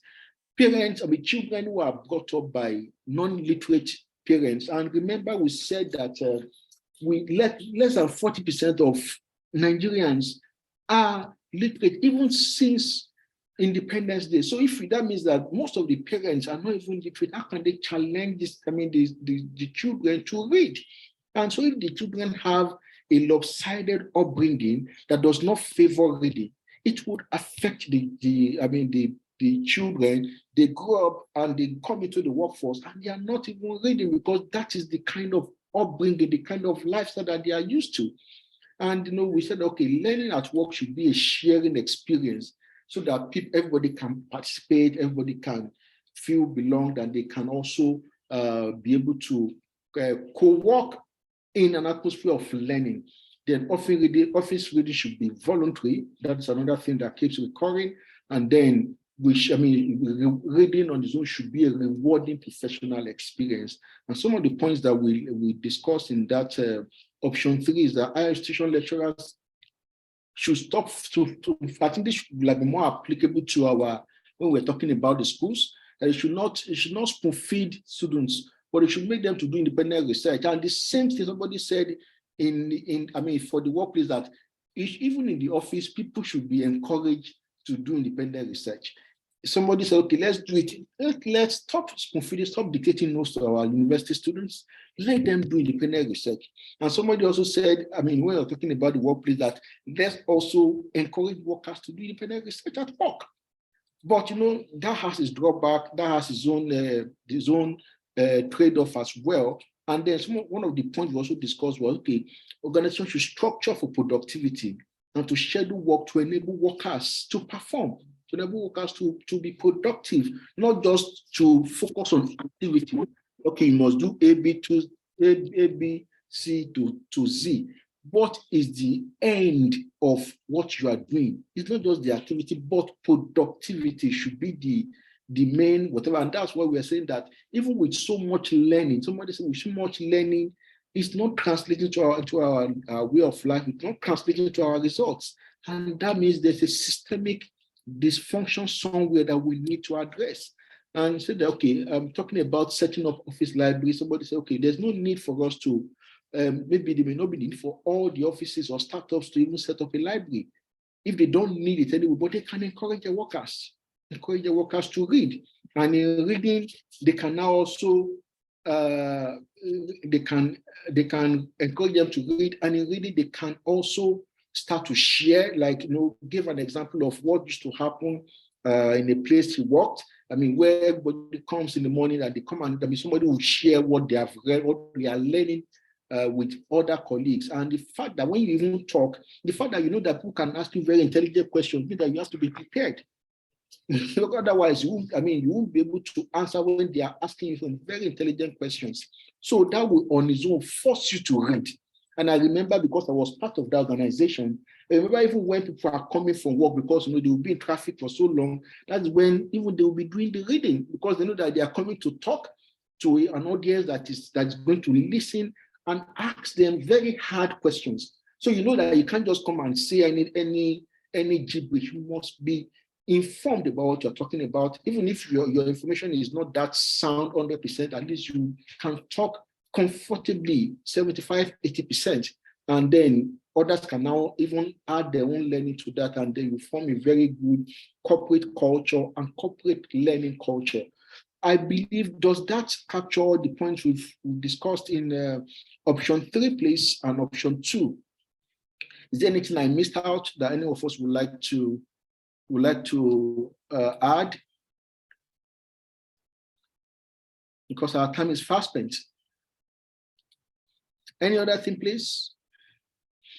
Okay, if there is none, I want to say thank you all for coming to this session today. Sorry we took so much time.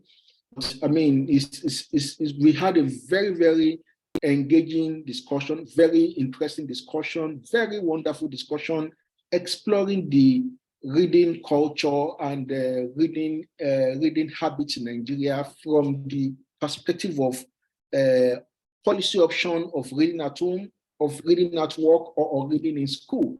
And we had very robust, I mean, I learned a lot listening to all of you, and I believe even my professors, as they are listening, because they would definitely go through all this issue, because since I've been in clinical school, I've been talking reading culture.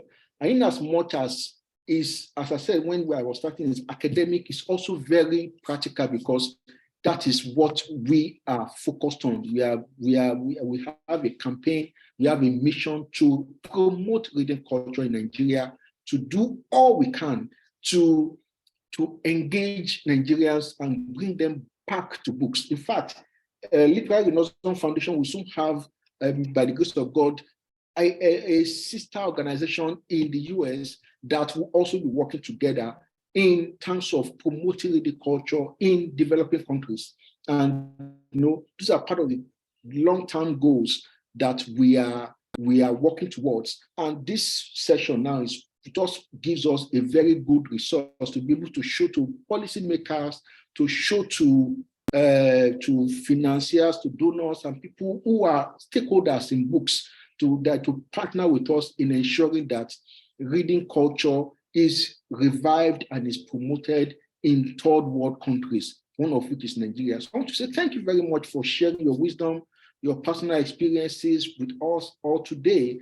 We very much enjoyed our time and together today, and very, very, very much appreciate you taking time to discuss these issues that are so important to us. The next dialogue we hold I think the first quarter of next year, the date will be communicated to us, because it's a quarterly dialogue to see how we have fared and what we still need to do as we prepare the report. So I want to say thank you once again, and do have a wonderful and a restful remainder of the weekend.